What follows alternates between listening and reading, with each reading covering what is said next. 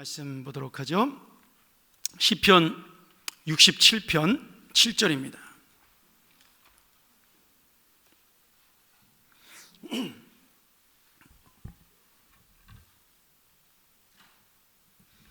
우리 한 절밖에 되지 않는 구절인데 정말 우리의 마음 전심을 다하여 하나님의 은혜를 사모하는 마음으로 함께 우리 한 목소리로 봉독하도록 하죠. 봉독하겠습니다. 하나님이 우리에게 복을 주시리니 땅의 모든 끝이 하나님을 경외하리로다. 아멘. 그래서 변함없이 귀한 찬양 감사드립니다. 우리 옥회선원들 편안하게 들어가시죠. 네. 어제 그 좁은 의자에서 고생하셨는데.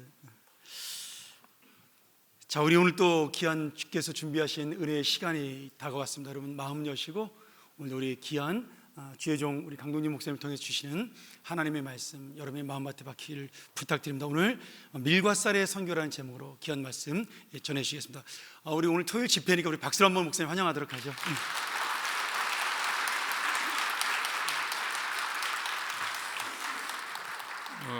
가끔 집회에 나오면 앉아서 이제 기다리다 보면요, 성가대 찬양에 너무 감동이 되는 순간에 하늘문이 확 열리면서 말씀이 막 떠올라가지고 막 제가 주체하지 못할 때가 있어요.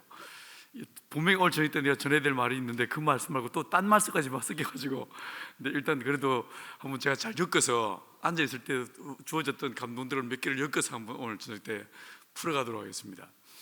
먼저요, 여러분 야곱에게 아내가 몇 명 있었어요?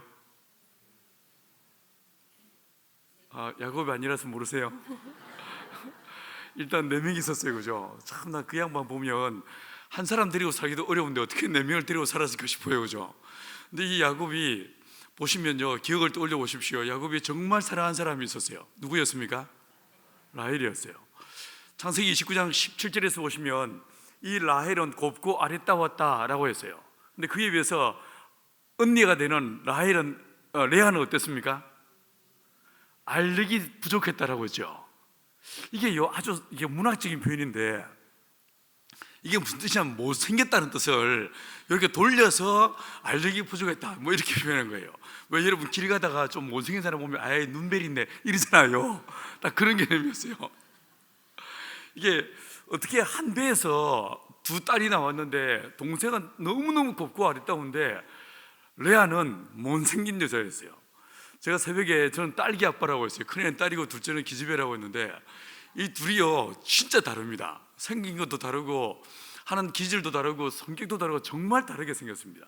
둘째는 영락없는 저입니다. 말하기 좋아하고 또들이 사람 좋아하는 딱 저고, 첫째는 또 완벽하게 저 엄마를 닮았어요. 자, 그런데 이 야곱이요, 이 언니가 있는 레아가 아니고 둘째인 라헬을 사랑했습니다. 얼마나 사랑했냐면 7년을 수일같이 여겼습니다. 그렇죠? 20절에 보니까 7년을 수일같이 여겼다고 했어요. 드디어 7년의 세월이 찼고 이제 혼례를 치르게 되었습니다. 얼마나 감격스러웠겠어요, 야곱이. 그러지 않았겠습니까? 거하게 이제 잔치를 벌이고 그날 밤 이제 거사를 치르러 들어갔습니다. 너무 진하게 상상하지는 마세요. 이제 거사를 치르고 29장 25절에 보니까 야곱이 아침에 눈을 떠보니까 이 아침에 이 야곱 옆에 누가 있습니까? 못생긴 레아가 있습니다. 얼마나 충격을 받았겠습니까? 이 야곱이 라헬을 위해서 7년을 수일같이 정말 애쓰고 노예처럼 살았는데 막상 혼례를 치르고 아침에 눈을 떠보니까 그 옆에 누가 있습니까? 못생긴 레아가 있어요. 얼마나 기겁을 했겠습니까? 허구덕 그러지 않았겠습니까? 자, 그러면 한번 생각해 보십시다. 이 야곱에게 있어서 라헬은 뭘고 레아는 뭐였을까? 왜 하나님은 아담에게 하와라고 하는 한 여자를 주셨던 하나님께서 야곱의 인생에서 왜 이 라헬과 레아라고 하는 두 아내를 얻게 하셨을까? 도대체 그러면 우리 인생 속에서 라헬은 뭐고 레아는 무엇일까? 야곱의 인생 속에서 라헬은 무엇이고 레아는 무엇일까? 혹시 생각해 보신 적 있습니까? 다시 정리해드리면요, 라헬은 곱고 아름다웠어요. 7년을 수일같이 헌신할 정도로 그렇게 애를 써도 아깝지 않은, 시간이 아깝지 않고 에너지가 아깝지 않는 존재가 이게 라헬이었습니다. 야곱의 인생에 있어서 라헬은 무엇이었을까요? 이건 꿈이에요, 꿈. 우리 비전이에요. 누구에게나 꿈은 화려하고 찬란합니다. 누구에게나 비전은요 화려하고 환상적이고요 흠이 없습니다. 맞죠? 여러분도 꿈이 있으시죠? 이 평안교회도 멋진 하나님 앞에서의 거룩한 공동체에 대한 이런 비전들을 갖고 있습니다. 비전은 어느 집단, 어느 사람, 어느 교회든요, 그 비전은요 완벽합니다. 완벽합니다. 이 완벽한 비전을 이루기 위해서, 라헬을 얻기 위해서 7년을 수류같이 여기면서 애를 썼습니다. 근데 막상 아침에 눈을 뜨니까 25절에서 이 야곱이 눈을 뜨니까 이 야곱에 주어진 아침, 이 아침에 옆에 뭐가 있습니까? 못생긴 레아가 있죠. 이 레아는 뭘까요? 레아는 현실인 거예요. 현실인 거예요. 늘 우리가 기도할 때는요, 예배할 때는요, 우리가 천국을 사는 것 같아요. 너무 좋아요. 그렇지 않습니까? 예배할 땐 당장이라도 모든 결박이 풀어지고 귀신이 떠나가고 병원자가 치유되고 기도가 곧 응답되어서 난 천국을 살 것 같아요. 그런데 막상 예배 끝나고 딱 나가는 순간에, 집으로 돌아가는 순간에 우리는 어떤 인생을 맞이합니까? 레아의 아침을 만나는 거예요. 여러분의 아침은 행복하십니까? 야곱의 아침은요, 레아의 아침이었어요. 그런데 자, 이 라반이 뭐라고 했냐면요, 네가 7일을 채워라. 그러면 내가 이 라헬도 주겠다. 대신에 네가 7년을 나를 위해 다시 헌신하라고 이야기했습니다. 자, 여러분, 드디어 이 야곱에게 라헬도 주어졌고 레아도 주어졌습니다. 늘 우리 인생에는요, 멋진 기도의 생활 속에서, 예배의 생활 속에서 맛보는 꿈이 이루어지는 것 같은 라헬의 삶이 있는 거예요. 그리고 또 한 동시에 뭐가 있습니까? 레아라고 하는 처절한 현실이 또 내 앞에 놓여지는 거예요. 그런데 여러분이 야곱이라면, 그 이후에 이 레아와 라헬 둘 다 얻은 이 야곱이 여러분이라면 여러분은 누구와 동침하시겠어요? 그 질문을 저한테 하신다면요, 내가 미쳤어요, 레아 방에 들어가게? 안 그러겠어요? 그 못생긴 레아 방에 왜 들어가겠어요? 그런데 성경을 보시면요, 이상한 이야기가 나옵니다. 이 야곱이 아들을 낳는데 누구를 통해서 아들을 낳기 시작합니까? 레아를 통해서. 첫 번째 아들 이름이 뭐였습니까? 르우벤이었어요. 하나님 보십시오, 아들입니다. 내가 볼 때는요, 만약에 내가 야곱이 있다면 난 절대로 레아 방에 안 들어갔을 거예요. 레아를 그들도 보지도 않았을 거예요. 그런데 이 야곱은요, 레아의 사이에서 르우벤을 낳습니다. 보십시오, 아들입니다. 이게 무슨 뜻이겠습니까? 이 보십시오, 이건 누구한테 보라는 겁니까? 하나님한테 보란 말이죠. 그죠? 하나님 앞에 자기의 처절한 현실, 고통스러운 현실을 끌어안고 하나님 앞에 나아가는 거예요. 마치 히스기야가 사내립이 보낸 그 편지를 가지고 여호와의 성전으로 나갔고 그 성전 앞에 그 편지를 펴놓고 주여 보십시오 라고 하는 것처럼 하나님 앞에 자기의 현실을 내어놓는 거예요. 그리고 이어서 둘째 아들이 태어났습니다. 둘째 아들도 누구를 통해서 태어났습니까? 레아를 통해서 태어납니다. 이 둘째 아들 이름이 뭐였습니까? 시므온, 들으심이란데요. 보십시오, 아들입니다 라고 주 앞에 구슬픈 소리로 기도하고 간구하는데 하나님 뭐 하신다고요? 들으신다는 거예요. 하나님은 들으신다는 거예요. 지금은 여전히 내가 레아의 처절한 아침을 경험하고 있다 할지라도 하나님은 살아계시고 주님은 신실하셔서 반드시 우리의 기도를 들으시는 분이 우리 하나님이다. 이 믿음의 고백이 시므온이라는 이름 속에 담겨 있는 거예요. 세 번째 아들이 태어났어요. 이 역시 누구를 통해 태어납니까? 레아를 통해서. 이 세 번째 아들의 이름이 뭐였습니까? 레위. 이름의 뜻이 뭐였어요? 연합한다는 뜻이에요. 물론 이 레아의 마음에 남편과의 사무치도록 이 불쌍한 여자 레아의 마음속에 남편과 연합을 꿈꾸는 마음이 있었겠지만 야곱의 입장에서 본다면요, 이건 누구와 연합을 갈망하는 것입니까? 하나님과의 연합을 갈망하는 거예요.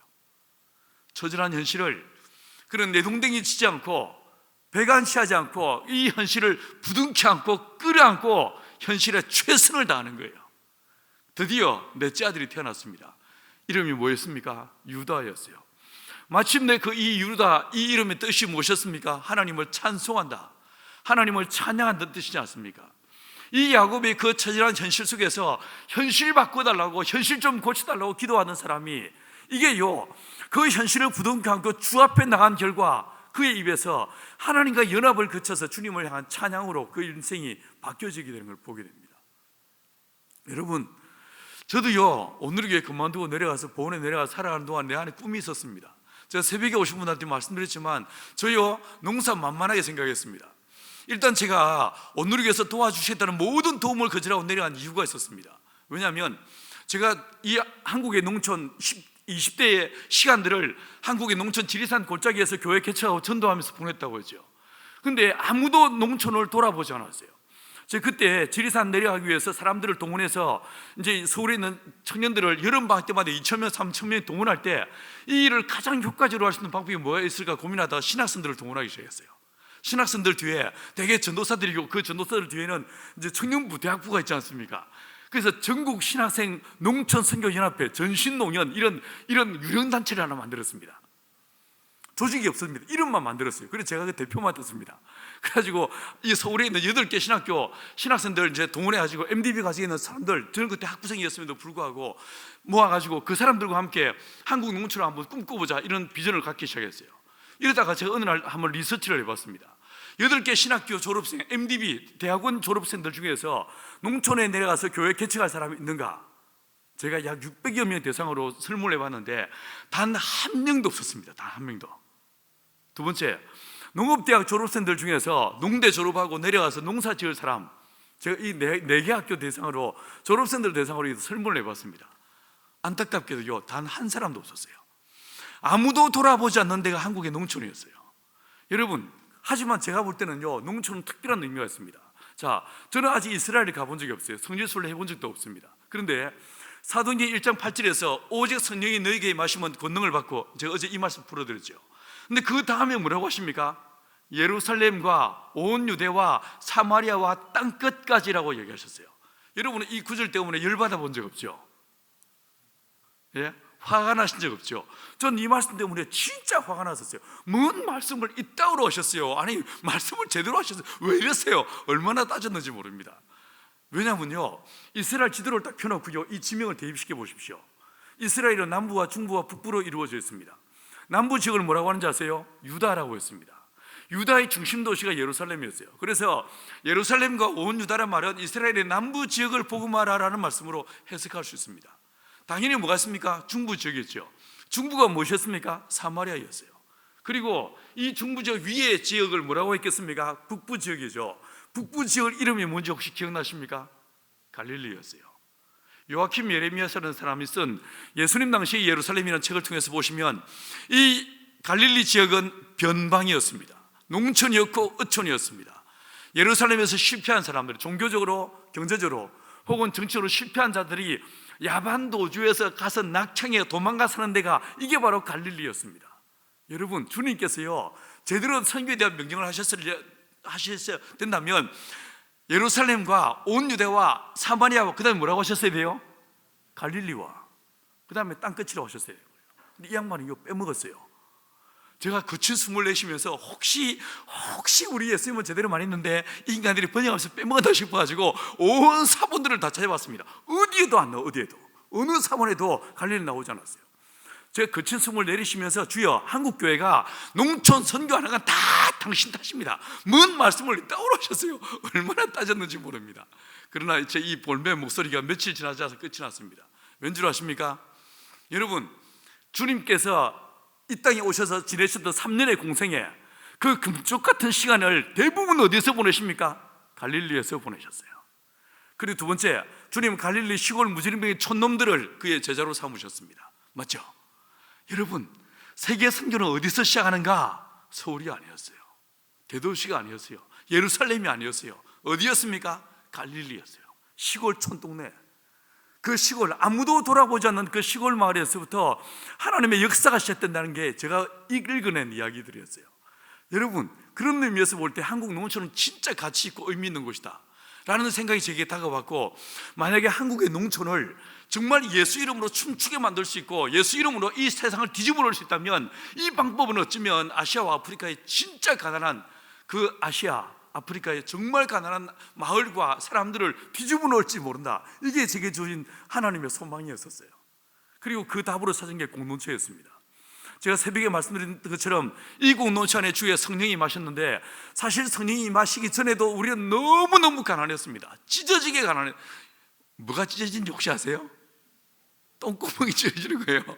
먹을 게 없어서 소화가 잘 안 되니까 이게 똥구멍이 찢어지는 일들이 옛날에 많았었어요. 왜 이제 나무 껍질 100개 먹고 하니까 소화가 안 돼가지고 정말 찢어지게 가난했어요. 그런데 그러면서도 불구하고 온누리 교회에서 도와주고 있다는 그 모든 도움을, 심지어 장로 권사님들이 개인적으로 도와주시겠다는 것도 내가 거절했어요. 미쳤죠. 제 제정신 아니죠. 왜 그런지 아십니까? 내 안에 소망이 있었어요. 하나님, 제가 농사 지어본 적도 없고 땅도 없고 돈도 없고 경험도 없고 아무것도 없는데, 아무것도 없는 내가 만약에 농사 지어서 자립할 수 있다면, 이걸로 해서 내가 자급할 수 있다면, 어쩌면 이 방법은 아시아와 아프리카에 진짜 가난한 사람들을 돕는 길이 될지 모르겠습니다. 이 마음이 내 안에 있었어요. 두 번째는요, 제가 보니까 우리 예수님은요, 말씀으로 우주 만물을 창조하신 분이에요. 그렇잖아요. 빛이 있으라 하시니까 그대로 되니라 라고 성경은 말하고 있어요. 그분은요, 말씀으로 하면요, 누구도 그분 앞에 따라갈 자가 없습니다. 주님은 말씀에 완벽한 분이십니다. 근데 그분이 나를 살리는 이 일, 나를 구원하신 일은 말로 안 하시더라고요. 어떻게 하십니까? 말씀이 육신이 되어 이 땅에 오시더라고요. 그래서 삶을 살아내시더라고요. 말씀이 육신에 이 땅에 오신 그 예수님께서 나를 살리는 일은 내가 너를 사랑해 이 말로 하지 않으시고, 내가 너를 네 죄를 용서한다 말로 하지 않으시고 값을 지불하시더라고요. 십자가에서 온몸이 갈기갈기 찢겨지고 온몸에 물과 피를 다 쏟으시는 대가를 지불하는 그 죽음을 통해서 나를 향한 사랑을 증명해 내시더라고요. 아, 진짜 설교는 말로 하는 게 아니구나. 진짜 설교는 삶으로 하는 것이구나. 정말 설교는 말씀이 육신이 될 때 이게 사람을 바꾸고 이게 사람을 살리는구나, 이 생각이 전혀 듭니다. 그래서 나는 주님, 말로 설교하지 않겠습니다. 삶으로 주님이 그렇게 했던 것처럼 제가 한번 삶으로 한번 말씀을 살아내 보겠습니다. 이게 진짜 되는지 안 되는지를 그대로 되니라, 이 그대로 되니라 이 능력의 역사들이 진짜 일어나는지를 사람들한테 내 삶으로 증명해 보이겠습니다. 이게 내 안에 있었어요. 제가 그래서요, 제 영상을 좀 준비했어요. 자, 띄워주시겠습니까? 자, 다음 넘겨봐 주십시오. 자, 이거 넘어갈게요. 다음 보십시오. 이거 뭐냐면요, 이 장면은 뭐냐면요, 제가 지난 110여 년의 기독교의 역사를 한 장으로 딱 축약시켜 봤습니다. 하나님께서 19세기 말 20세기 초엽에 1900년대 딱 접어들면서 주님께서 전 세계에서요 3번의 강력한 부흥을 일으키셨습니다. 첫 번째가 어디였습니까? 1904년에 영국 웨일즈였어요. 이반 로봇이라는 25밖에 있는 젊은 청년, 한 청년, 이 사람은요 광부였습니다. 광부 출신의 한 청년을 통해서 강력한 부흥을 일으키셨고 2년 안에 무려 10만여 명의 사람들이 회심하고 죽게 돌아옵니다. 굉장히 강한 은혜가 웨일즈 지역에 있었습니다. 지난 2014년도에 영국 웨일즈의 청년과 목회자들 100여 명이 우리 공동체를 방문했었어요. 그들이 와서 우리 공동체에 임했던, 제가 새벽에 간증했던 우리 공동체에 싸우다가 성령받고 싸우다가 하나님의 기적을 경험한 우리 공동체 이야기를 들려드렸는데, 이분들이 정말 통곡을 하면서 우리 웨일즈를 위해, 영국을 위해 기도해 주십시오, 유럽을 위해 기도해 주십시오 라고 이야기했었습니다. 두 번째 부흥이 어디였냐면 미국이었습니다. 미국의 아주사, LA 지역에 있는 아주사에 대부흥이 있었습니다. 토마스 시모라고 하는, 이것도 흑인 목회자, 그것도 장애인이었습니다. 한 사람을 통해서 강력한 부흥을 일으키셨습니다. 세 번째 부흥이 어디였습니까? 평양, 그리고 원산이었어요. 조선 땅이었어요. 당시에 이 일제의 강점기에 들어서는 국권을 잃어버리고 찬탈당한 다음에 참으로 수모와 능멸을 당하고 있는 이 불쌍한 나라, 이 조선의 땅에 하나님의 성령을 보내셨습니다. 여러분이 아신 대로 강력한 부흥이 1907년부터 시작되었습니다. 이걸 세계 사람들은 3대 부흥이라고 이야기합니다. 이 3대 부흥이 있고 난 다음에 1910년에 무슨 일이냐면, 존 모트라는 사람이 스코틀랜드에 있는 에딘버러에서 1차 세계 선교 대회를 열었습니다. 전 세계에서 1200여 명의 사람들이 모였습니다. 그때 당시에 조선에서 사람들이 몇 명이 참여했었습니다. 이때 이 선교의 주제가 뭐였냐면, 우리 세대의 모든 민족을 복음화하자라는 주제였었습니다. 당시의 사람들은 임박한 종말론을 갖고 있었고 세대주의적 종말론을 갖고 있는 사람들이었습니다. 이 사람들은 이 존 모트의 이야기를요 아무도 의심하지 않았습니다. 정말 우리 당대의 주님이 오신다라고 그들은 믿었었습니다. 그리고 그들은 그의 나라와 그의 의를 구하면서 선교하리라고 작정했었습니다. 근데 보십시오, 바로 이어서 어떤 일이 터집니까? 이 존 모트에서 시작된 1차 선교대회가 끝나고 나서 불과 5년이 되지 않았어요. 1차 세계대전이 터졌습니다. 맞죠? 1차 세계대전이 터졌고 전 유럽은 전쟁터가 되었습니다. 그 당시에 이 유럽은요 대부분의 국가가 기독교 복음화율이 90%가 넘었습니다. 영국 94%, 네덜란드 96% 이런 식이었었습니다. 강력한 기독교 제국이었던 이 유럽 나라들이 서로 간에 싸움이 붙어버렸습니다. 싸움이 붙었고, 여러분이 아신 대로 서부 전선에서 무려 1200여만 명의 사람들이, 젊은 청년들이 피를 흘리고 죽어갑니다. 뭐가 보이십니까? 하나님께서 성령을 보내셨습니다. 그리고 강한 붕을 일으키셨습니다. 세계 선교에 대한 드라이브를 확 끄니까 마치 도전의 응전과도 같이 이 사단의 혈과 육에 대한 전쟁을 벌여가지고 주님의 나라와 의를 구하면서 선교에 헌신했던 수많은 청년들이 이 육신의 전쟁에서 목숨을 잃게 만드는 걸 보게 됩니다. 이 전쟁 끝나고 난 다음에 불과 몇 년 지나지 않아서 2차 대전으로 터졌고, 2차 대전은 전 세계로 확전되어졌습니다. 무려 5천여만 명의 사람들이 이 전쟁에 죽임을 당합니다. 뭐가 보이십니까? 사단은 하나님이 만드신 덜짐승 중에 뱀이 가장 간교했다고 했는데, 이 사단이 얼마나 강력한 세력들인지를 우리가 보여주시는 거예요. 역사를 통해 증명하고 계신 거예요. 자, 그럼 이런 상황에서 주님은 가만히 계셨는가? 그렇지 않습니다. 1930년대 이후에 하나님께서 선교 단체들을 막 세우기 시작합니다. SIL, 트랜스월드 라디오, YWAM 혹은요 OM, 이런 강력한 선교 단체를 이 시대에 세우십니다. 단체를 세우셨어요. 두 번째 뭐 하시냐면요, 1970년대 딱 들어가면서 하나님의 선교 전략들을 제시하기 시작합니다. 1차 로잔 대회 때에 미전도 종교 선교라는 말이 랄프 윈터라는 사람을 통해 처음 나옵니다. 바로 이어서 1979년에요 무슨 일이 벌어지냐면 예수란 영화가 만들어지기 시작했어요. 그리고 2차 로잔 대회 때, 필리핀에 있었던 로잔 대회 때 어떤 말이 처음 나오냐면 1040 윈도우즈 들어보셨죠? 1040창. 북이 10도에서 40도, 여기에 가장 많은 미복음화된 종족들이 있다. 이 지역을 타겟팅해서 집중적으로 선교하자. 이게 1040창이었어요. 선교의 전략들이 나오기 시작한 거예요. 그러면서 비욘드 2000이라는 이 전략의 바탕을 두고 1995년에 여호수아 프로젝트라는 말이 나왔습니다. 혹시 들어보신 적 있습니까? 제가 이때 온누리교회에 있었어요. 이게 뭐냐면 미전도 종족을 마치 한 집안이 고아를 입양해서 그 아이의 전 인생을 책임지는 것처럼 미전도 종족을 교회들이 입양하자. 아마 우리 평안교회도 입양한 종족이 있어요? 무슨 말인지 모르시겠어요?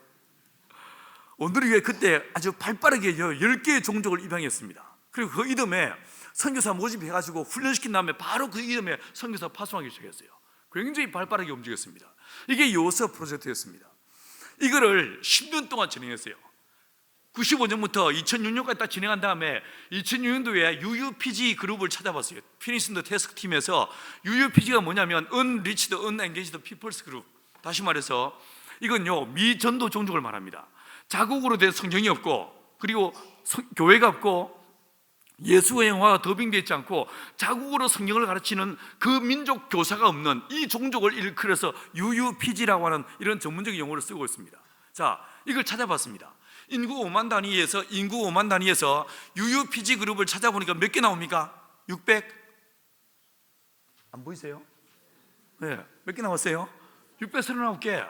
자, 이게 발견됐고요. 이걸 바탕으로 해서 2014년까지 또 열심히 선교했습니다. 열심히 선교한 결과 2014년도에 가서 이게요 10년도 안 됐지 않습니까? 2014년도에 딱 가서 보니까 더 이상 인구 5만 단위에서는 UUPG 그룹이 없습니다. 그래가지고 인구 2만 5천 단위로 단위를 줄였습니다. 줄여서 찾아보니까 몇 개 나옵니까? 145개. 145개요. 여러분 뭐가 보이세요? 이 기준을 통해서 이 통계를 통해서 볼 때 뭐가 보이십니까? 예수님께서 마태복음 24장에서 모든 민족에게 복음이 증거되어야 그제야 끝이 오리니라고 말씀하셨는데 뭐가 보이십니까? 어쩌면 저와 여러분은요 향후 길어야 10년 혹은 20년 안에 모든 민족에게 복음이 증거되었다라는 소식을 듣게 될지 모릅니다. 우리는요 정말 말 그대로 종말의 끝자락에 서 있는 거예요. 마지막 종말의 끝자락에 저와 여러분이 서 있는 거예요. 우리는 무슨 가방을 들지? 이따위 고민하며 살 때가 아니라는 거예요. 무슨 말인지 아시겠어요? 뭔 차를 살까? 무엇을 먹을까? 무엇을 마실까? 이따위 고민하며 살 때가 진짜 아니라는 거예요. 정말 주님 오실 때가 얼마 남지 않았다는 거예요. 다음 보십시오. 자, 이 그래프만 보십시오. 이게 AD 30년, 이게 뭐겠습니까? 오순절 마가이 다락방 사건이었어요. 이 마가이 다락방 사건부터 선교가 시작됐죠. 1900년, 다시 말해서 3대 부흥이 있기 전까지 선교학자들이 뭐라고 말하냐면요 전 세계 인구가 1900년 됐을 때에 전 세계 인구의 10%가 복음화됐다고 말합니다. 이게 무슨 말입니까? 전 세계 인구 10% 복음화시키는데 몇 년 걸렸다고요? 1900년 걸린 거예요. 그런데 그 1900년대에 세 번의 강력한 부흥이 있고 난 다음에 이 복음이 어떻게 됩니까? 급속도로 확산, 팽창되기 시작합니다. 마치 소용돌이 칠 때, 물이 소용돌이 칠 때 먼 거리에서는요 서서히 도는 것 같아요. 별로 이게 이 스피드가 느껴지지 않아, 속도가 감이 없습니다. 그런데 가까이 그 진원지로 가까이 다가가면 다가갈수록 어떻게 됩니까? 물은 훨씬 빠른 속도로 돌기 시작합니다. 마치 그와 같이 마지막 종말을 앞두고 이 복음이 얼마나 급속도로 확산되고 있는지 이 그래프는 우리에게 한눈에 보여주고 있는 거예요. 다음 보십시다. 두 번 더 클릭해 보십시오. 저녁 드셨어요? 뭐 드셨어요? 제가 어제 절 소개하면서 나는 농사꾼이라고 소개했어요. 여러분, 제가 농사꾼인 제가 봤을 때 전 세계 사람들을 딱 놓고 보시면요, 일단 여기서 아프리카와 아메리카는 제외해야 됩니다. 왜냐하면 아프리카와 아메리카는 정상적인 역사 발전을 경험하지 못했습니다. 13세기 이후에 유럽 사람들에 의해서 식민지화되면서 역사가 단절돼 버렸어요. 그래서 유라시아 지역만 딱 놓고 보시면요, 어떤 사람은 밀로 빵을 만들어 먹습니다. 어떤 사람은 쌀로 밥을 먹습니다. 우리는 뭘 먹습니까? 우리는 밥을 먹죠. 그죠? 쌀 드세요? 우리처럼 밥 먹어요. 그죠? 요즘은 빵을 많이 먹지만 그래도 우리 한국 민족은 쌀 먹고 김치 먹는 민족입니다. 이 아시아 지역은 대부분 나라들이 쌀을 먹습니다. 근데 유럽 사람들은요 밀을 먹어요. 왜 유럽 사람들은 밀을 먹고 왜 우리는 쌀을 먹을까? 생각해 보신 적이 없죠? 제가 농사를 지으면서 이거에 대해서 아주 오랫동안 고민을 하고 연구를 해봤습니다. 자, 먼저요, 밀과 쌀을 단순하게 비교해 보시면 밀은 연작할 수 없는 식물이에요. 연작한다는 게 무슨 뜻이냐면 신문에 또 심는 걸 연작이라고 말합니다. 근데 밀은 연작이 안 됩니다. 왜냐하면 그 뿌리에서 다른 식물이 자라지 못하게 만드는 페로몬이 분비돼요. 근데 밀을 언제 수확하냐면 우리 대개 6월달에 수확합니다. 6월달은 어느 지역에서나 포근한, 그리고 여름을 앞두고 있는 기후예요. 이런 시즌에 밀을 딱 수확하면 낫으로 밀을 뱉지 않습니까? 그루터기만 담그면 베더라도 그루터기 여전히 살아있습니다. 뿌리가 살아있습니다. 여기에 밀씨가 떨어지면 밀의 뿌리에서 나오는 식물의 페로몬이 이 밀씨에 영향을 끼쳐서 안 자라게 만듭니다. 못 자라게 만들어버립니다. 1번, 키가 크지 않습니다. 2번, 수확량이 반 이하로 급감해버립니다. 근데 그에 비해서요, 쌀은 어떤가? 쌀은 연작이 됩니다. 쌀은 10월달에 되게 수확하거든요. 10월달 끝나고 나면 바로 뭐가 옵니까? 서리가 내리고 겨울이 와버립니다. 땅이 다 얼어버립니다. 그루터기가 남김없이 죽어버려요. 이러다 보니까 쌀은 연작이 가능합니다.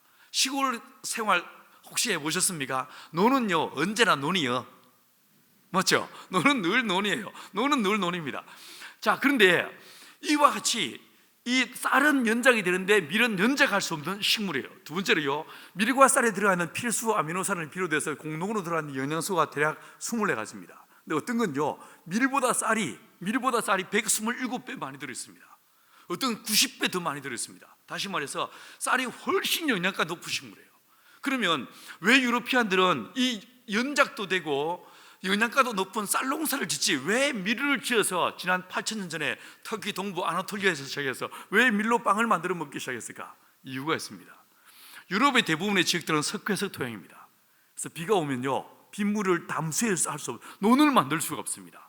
물을 그득히 대서 거기다 물을 댄 논을 만들어서 거기에 벼를 심어야 되는데 유럽의 대부분의 토양은 석회석 토양이라 물이 빠져가 버립니다. 물을 모을 수가 없습니다. 두 번째로요, 이 쌀은 수생식물이라고 했지 않습니까? 심고 난 다음에 55일 정도는 절대로 논에 물을 빼면 안 됩니다. 물을 그득히 대줘야 됩니다. 55일 지나면 얘들이 싹이 나고 이게 쭉정이가 만들어지고 꽃이 피기 시작합니다. 이때를 출석이라고 말하는데 이때 출석이 때에 조건값이 두 가지가 있습니다. 대기 중에 온도가 28도에서 한 33도, 습도가 80% 이상, 굉장히 후텁지근한 날씨여야 됩니다. 이게 언제냐면요, 7월달이에요. 한국의 날씨 7월달 어떻습니까? 후텁지근합니다. 그리고 가끔 장마도 오고요, 그리고 태풍도 불어옵니다. 사람들은 견디기 진짜 어려운 날씨지만 그들에게는 너무 좋은 쾌적한 환경이 되는 거예요. 근데 그에 비해서 유럽의 6월달, 7월달, 8월달은 어떻습니까? 덥습니다. 그런데 비가 오지 않습니다. 유럽은 언제 비가 오는가? 11월달부터 이듬해 3월달이 우기에 해당합니다. 여러분, 여름에 비가 오지 않습니다. 그래서 유럽 여행 계획하고 계세요? 절대 겨울에 가지 마시고 여름에 가세요. 여름에 가셔야 유럽은 제대로 볼 수 있습니다. 여러분, 이와 같이 기후가, 그리고 풍토가, 토양 자체가 쌀 농사를 지을 수 없다 보니까 어쩔 수 없이 이 밀농사를 짓기 시작했습니다. 그러면 상상을 해보십시오. 유럽의 농부가 땅이 있어요. 이 사람들 농사를 어떻게 짓겠습니까? 최소한 땅을 2등분합니다. 연장할 수 없으니까. 밀은 주식이 되니까 많이 심어야 되거든요. 그래서 땅을 최소한 2등분 혹은 3등분합니다. 그래서 밀농사 짓고, 작년에 밀농사 지은 땅들은 연작이 안 되니까 거기다 뭐 하겠습니까? 거기다가 옥수수를, 감자를, 파프리카를, 단일 작목을 넓게 농사 짓는 거예요. 고대 로마 라티푼디움이라는 대토지 소유제 때부터 해가지고 중학교 때나 국민학교 때 실과 시간에요, 플랜테이션 농업 들어보셨습니까? 이게 그거예요. 단일 작목을 넓게 농사짓는 농업이 이 유럽의 농업이 되는 거예요. 이러다 보니까 유럽 농부들은요, 가을이 됐습니다. 수확을 다 끝냈어요. 뭐밖에 없겠습니까? 밀과 감자 혹은 밀과 옥수수, 이거밖에 없습니다. 단일 작목을 넓게 농사짓는 이런 단작하기 때문에 한 작목을 넓게 농사짓는 농업이 이게 유럽의 농업이에요. 근데 그에 비해서 아시아는요, 쌀은 연작이 됩니다. 연작이 되다 보니까 물을 댈 수 없는 모든 땅들은 밭을 만들어서 오곡백과를 다 심어버립니다. 모든 양념을 다 심습니다. 이러다 보니까 이 아시아 쌀문화 지역은요, 바꾸어 먹을 게 없습니다. 자급자족이 됩니다. 하지만 유럽 사람들은 우리가 먹고 사는데 1년 365일을 사는데 밀과 감자만 가지고 1년 365일 살 수 있으세요? 안 되잖아요. 다양한 양념이 필요하고 부식이 필요합니다. 이러다 보니까 이 사람들은 일찍부터 뭐 하냐면요, 이 밀문화 지역에서는 먹고 살기 위해서 물물 교육을 해야 되고, 이 물물 교육하기 위해서 반드시 뭘 만들었냐면 길을 만들었습니다. 길을 만들었어요. 혹시 이런 말 기억나십니까? 모든 길은 로마로 통한다. 기억나시죠? 이 말이 왜 나왔냐? 이 로마는 밀문화권이었기 때문에 길을 만들 수밖에 없는 거예요. 유럽 어느 지역 가더라도 1000년, 1500년 된 아주 오래된 이런 박스 깔린 도로들을 흔히 볼 수 있습니다. 근데 그에 비해서 이 아시아 쌀문화 지역은 길을 만들 이유가 없습니다. 왜? 자급자족이 되니까. 길 대신에요, 작은 공동체, 작은 부락들, 작은 마을들이 만들어졌습니다. 밀은 길을 만들었어요. 쌀은요, 마을을 만듭니다. 공동체를 만듭니다. 이게요, 가축도 다릅니다. 유럽은 먹을 것이 부족하다 보니까 사람과 먹이 경쟁을 벌이지 않고 풀로만 키울 수 있는 초식 동물을 선호했습니다. 누구를 길렀을까요? 소, 양, 염소 혹은 말을 기르는 거죠. 근데 그에 비해서 아시아 쌀문화 지역은 여름이 깁니다. 고온 다습해요. 음식이 빨리 상할 수 있고 수인선 전염병이 창궐할 수 있습니다. 이러다 보니까 반드시 어떤 동물을 길렀을까요? 잡식 동물을 기릅니다. 먹고 남은 잔반을 처리하기 위한 잡식 동물을 기르는 거예요. 누구를 기르었을까요? 돼지 기르죠. 여러분이 고기 맛을 좀 아세요? 무슨 고기가 제일 맛있어요? 제가 어느 날 두바이 한인교회 집회를 갔더니만 그 목사님이 저한테 이제 양고기 갈비살을 사주시면서 이게 세계에서 제일 맛있는 고기고 하나님도 즐겨 먹던 고기라고 막 이야기하시면서 먹어보라고 이야기하시더라고요. 모르는 소리. 내가 얻어먹는 입장이라 아무 말 안 했지만 사실요, 삼겹살의 그 신비한 맛을 누가 따라올 수 있겠습니까? 껍질의 쫄깃쫄깃함과 비계의 부드러움과 살의 팍팍함, 이 삼일체의 조화로운 맛을 누가 따라올 수 있겠습니까? 안 그래요? 성경을 보시면요, 하나님은 고기 맛을 아시는 분입니다. 고기를 삶아 먹을 때와 바베큐에 먹을 때가 언제가 더 맛있어요? 이건 비교할 바 없이 바베큐가 훨씬 맛있습니다. 하나님 뭐라고 하세요? 주님께서요, 삶아서 받지 말고 번제로 바쳐, 이렇게 말씀하시면서 그 냄새를 흠명하시는 분이 우리 하나님이세요. 하나님은 고기 맛을 아시는 분이에요. 그런데 뭐라고 하시냐면 주님께서 돼지를요, 부정한 짐승이라고 말씀하시면 절대로 먹지 말고 절대로 바치지 마라고 이야기하세요. 왜 그런지 아세요? 제가 볼 때 이건요, 종교학적 이유가 아닙니다. 이건 사회학적 이유였습니다. 돼지는 진짜 많이 먹습니다. 얼마나 많이 먹는지 혹시 아십니까? 돼지는요, 3개월 지나서 4개월째 딱 접어들면 하루에 2.7kg 먹어야 됩니다. 6개월 되지 않습니까? 하루에 4.3kg 이상을 먹습니다. 돼지가 새끼를 뱉잖아요. 젖을 먹이지 않습니까? 하루에 8.7kg 이상을 먹어야 됩니다. 진짜 많이 먹습니다. 그런데 이 돼지를요, 우리가 좀 오해하는 게 있어요. 돼지에게 넓은 공간을 주면서 공간 선택의 자유를 주고 마음껏 뛰놀게 하지 않습니까? 이 돼지들은요, 자기 위 크기의 80% 이상을 안 먹습니다. 딱 한 숟가락 더 먹고 싶을 때 숟가락을 놓을 줄 아는 절제의 미덕을 가진 짐승이 이게 돼지예요. 우리 인간들이 120%를 먹습니다. 어떤 기회가 오면 또 언제 이런 기회가 오랴 막 집어넣습니다. 억하면 튀어나올 정도로. 그래서 어쩌면요, 돼지 사회에서 진짜 많이 먹는 돼지가 있으면 자기들끼리 저거 인간같이 먹네 이렇게 말할지 모릅니다. 근데 그럼에도 불구하고 돼지가 많이 먹다 보니까 하나님께서 돼지를 번제로 바치라고 말씀하시면 가나안 땅, 그 지역은 밀문화 지역이에요. 늘 기근이 오고 늘 이 먹을 게 부족한 지역입니다. 이러다 보니까 하나님이 6개월 된 암돼지를 번제를 바쳐 이렇게 말씀하시면 제사장이, 돈 있는 사람이 돼지를 먹을 수밖에 없지 않겠습니까? 그러면 어떻게 되겠습니까? 가난한 자들이 먹을 게 없겠죠. 이러다 보니까 하나님이 꼭 참으시면서 됐어, 양이나 바쳐 라고 말씀하시는 거예요. 그래서 성경에서요, 이 6개월 된 혹은 1년 된 양을 바치라, 이 말씀은요, 가난한 자를 생각하시는 하나님의 착한 마음을 보여주고 있는 거예요. 개는 어땠을까요? 개는 다 키웠습니다. 유럽도 개를 키우고 아시아를 개를 키워요. 유럽은 왜 개를 키웠습니까? 양치기 목동의 친구였어요. 양치기 목동이 개 없이 혼자, 혈을 다시 혼자서 양을 키우지 않습니까? 아무리 능수능란한 사람이라도 150마리를 넘기기가 어렵습니다. 그런데 이 사람이 개를 한 마리 딱 데리고 있으면 혼자서 500마리를 돌보셨어요. 이 사람이 말을 탔지 않습니까? 말 타고 개가 한 마리 있지 않습니까? 1500마리를 혼자서 돌보셨습니다. 이 개는 너무 중요한 자기의 파트너였고 동지였어요. 그래서 개는 거의 대부분 안 잡아먹었습니다. 하지만 아시아 이 살모나권에서는 왜 개를 키웠을까요? 살아있는 도시락이었습니다. 집집마다 몇 마리 키웠어요? 3마리. 이름이 뭐였어요? 초복이, 중복이, 말복이. 제가 살던 충청도에서 개 먹냐는 말을 딱 한마디로 줄여서 뭐라고 하는지 아세요? 개혀? 개혀? 이래. 아니요, 저 아니에요. 걱정하지 마세요. 이처럼 무엇을 주식으로 하느냐에 따라서 음식이 달라지고요, 성의 구조도 다릅니다. 유럽은요, 석회서 토양이라서 나무가 잘 자랍니다. 바위들이, 무른 바위들이 많습니다. 그래서 이 바위들을 네모 반듯반듯하게 잘라가지고 성을 높이 쌓을 수가 있어요. 수직적입니다. 근데 그에 비해서 아시아 살모나 지역은 점토성 토양이기 때문에 바위들이요, 화강암 아니면 혐암입니다. 이거 돌멩이들이 이게 제대로 결을 이게 다듬을 수 없는, 정을대고 내리치면 결을 따라 쫙 쪼개져 버리는 그런 돌멩이들이 대부분이에요. 이러다 보니까 이 성들이 어떻습니까? 우리는 수직적이지 않습니다. 경복궁, 바로 옆에 있는 경복궁 어떻습니까?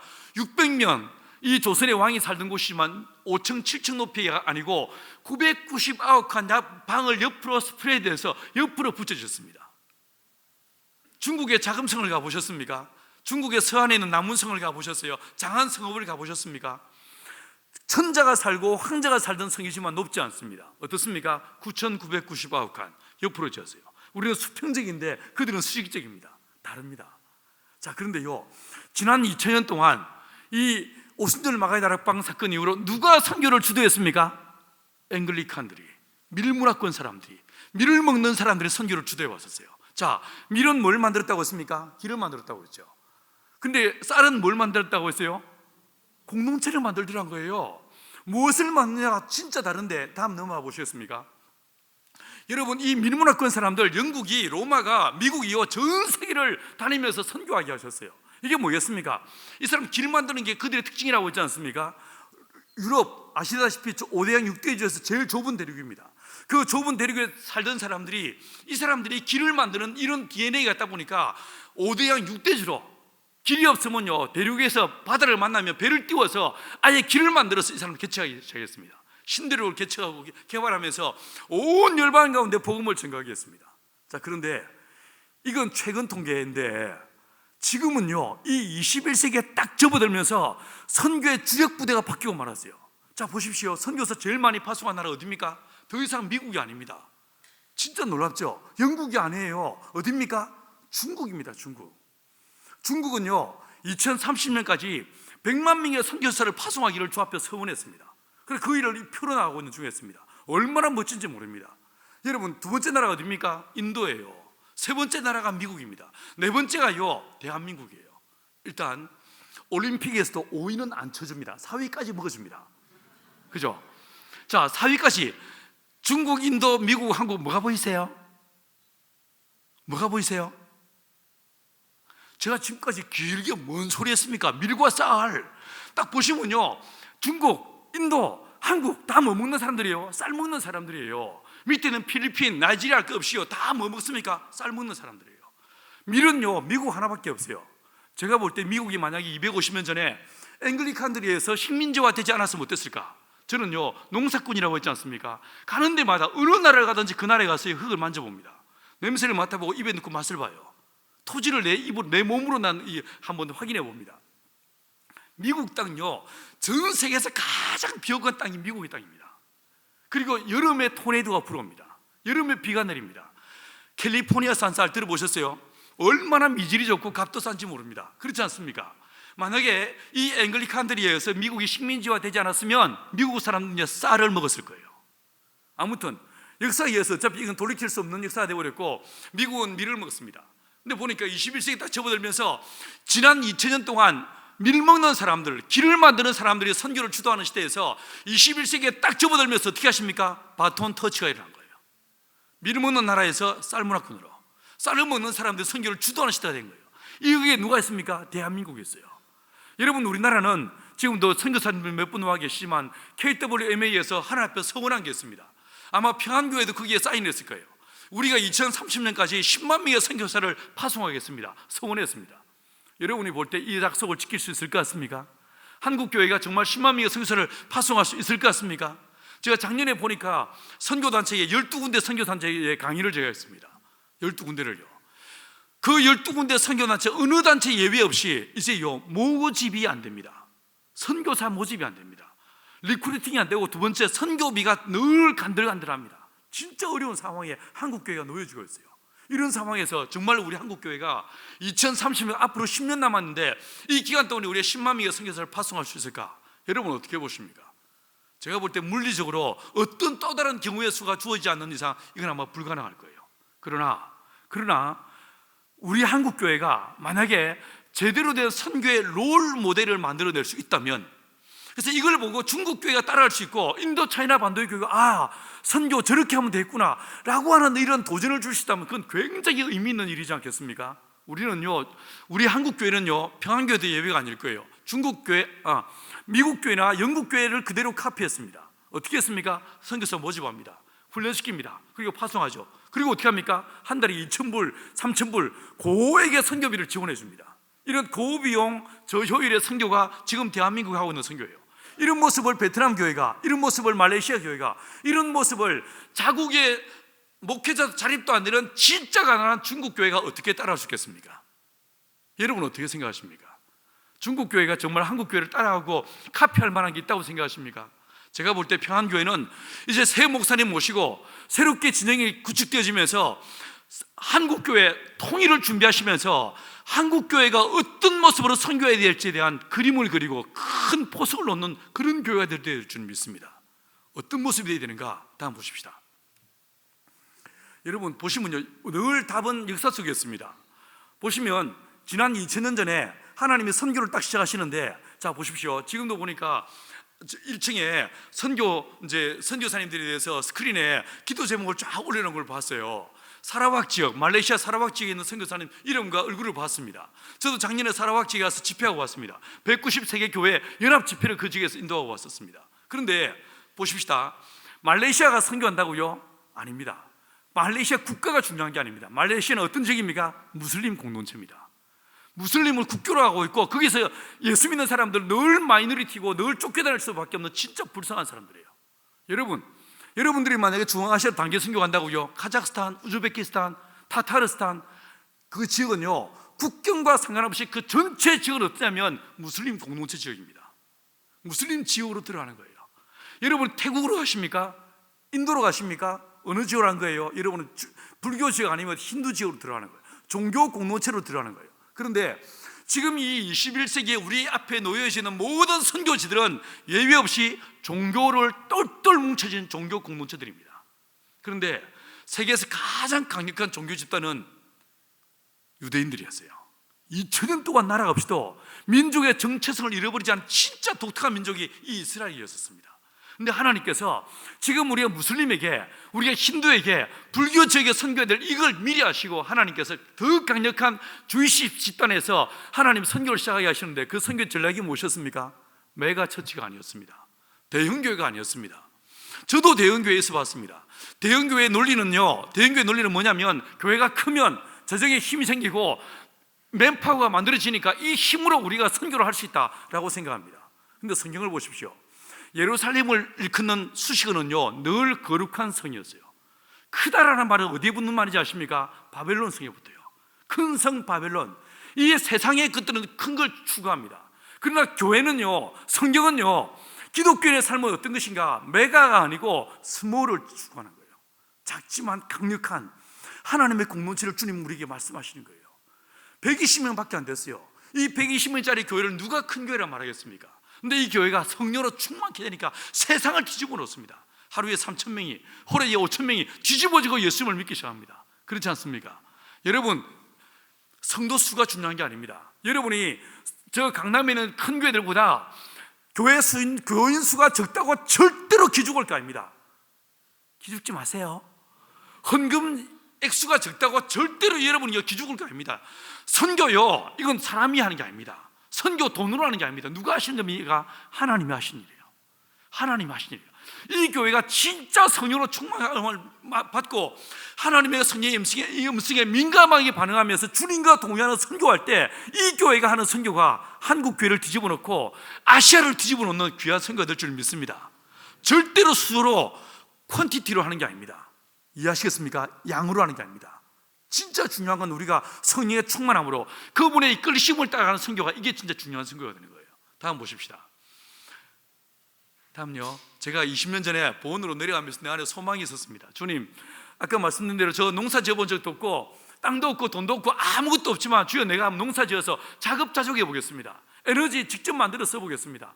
그리고 집도 내가 직접 짓고, 그리고 애들 교육도 홈스쿨링해서 학교 안 보내고 한번 해보겠습니다. 이걸 만약에 이루어낼 수 있으면 어쩌면 이것은 아시아, 아프리카에 정말 가난한 나라를 도울 수 있는 도구가 될지 모르겠습니다. 이런 마음이 내 안에 있었습니다. 다음 보십시다.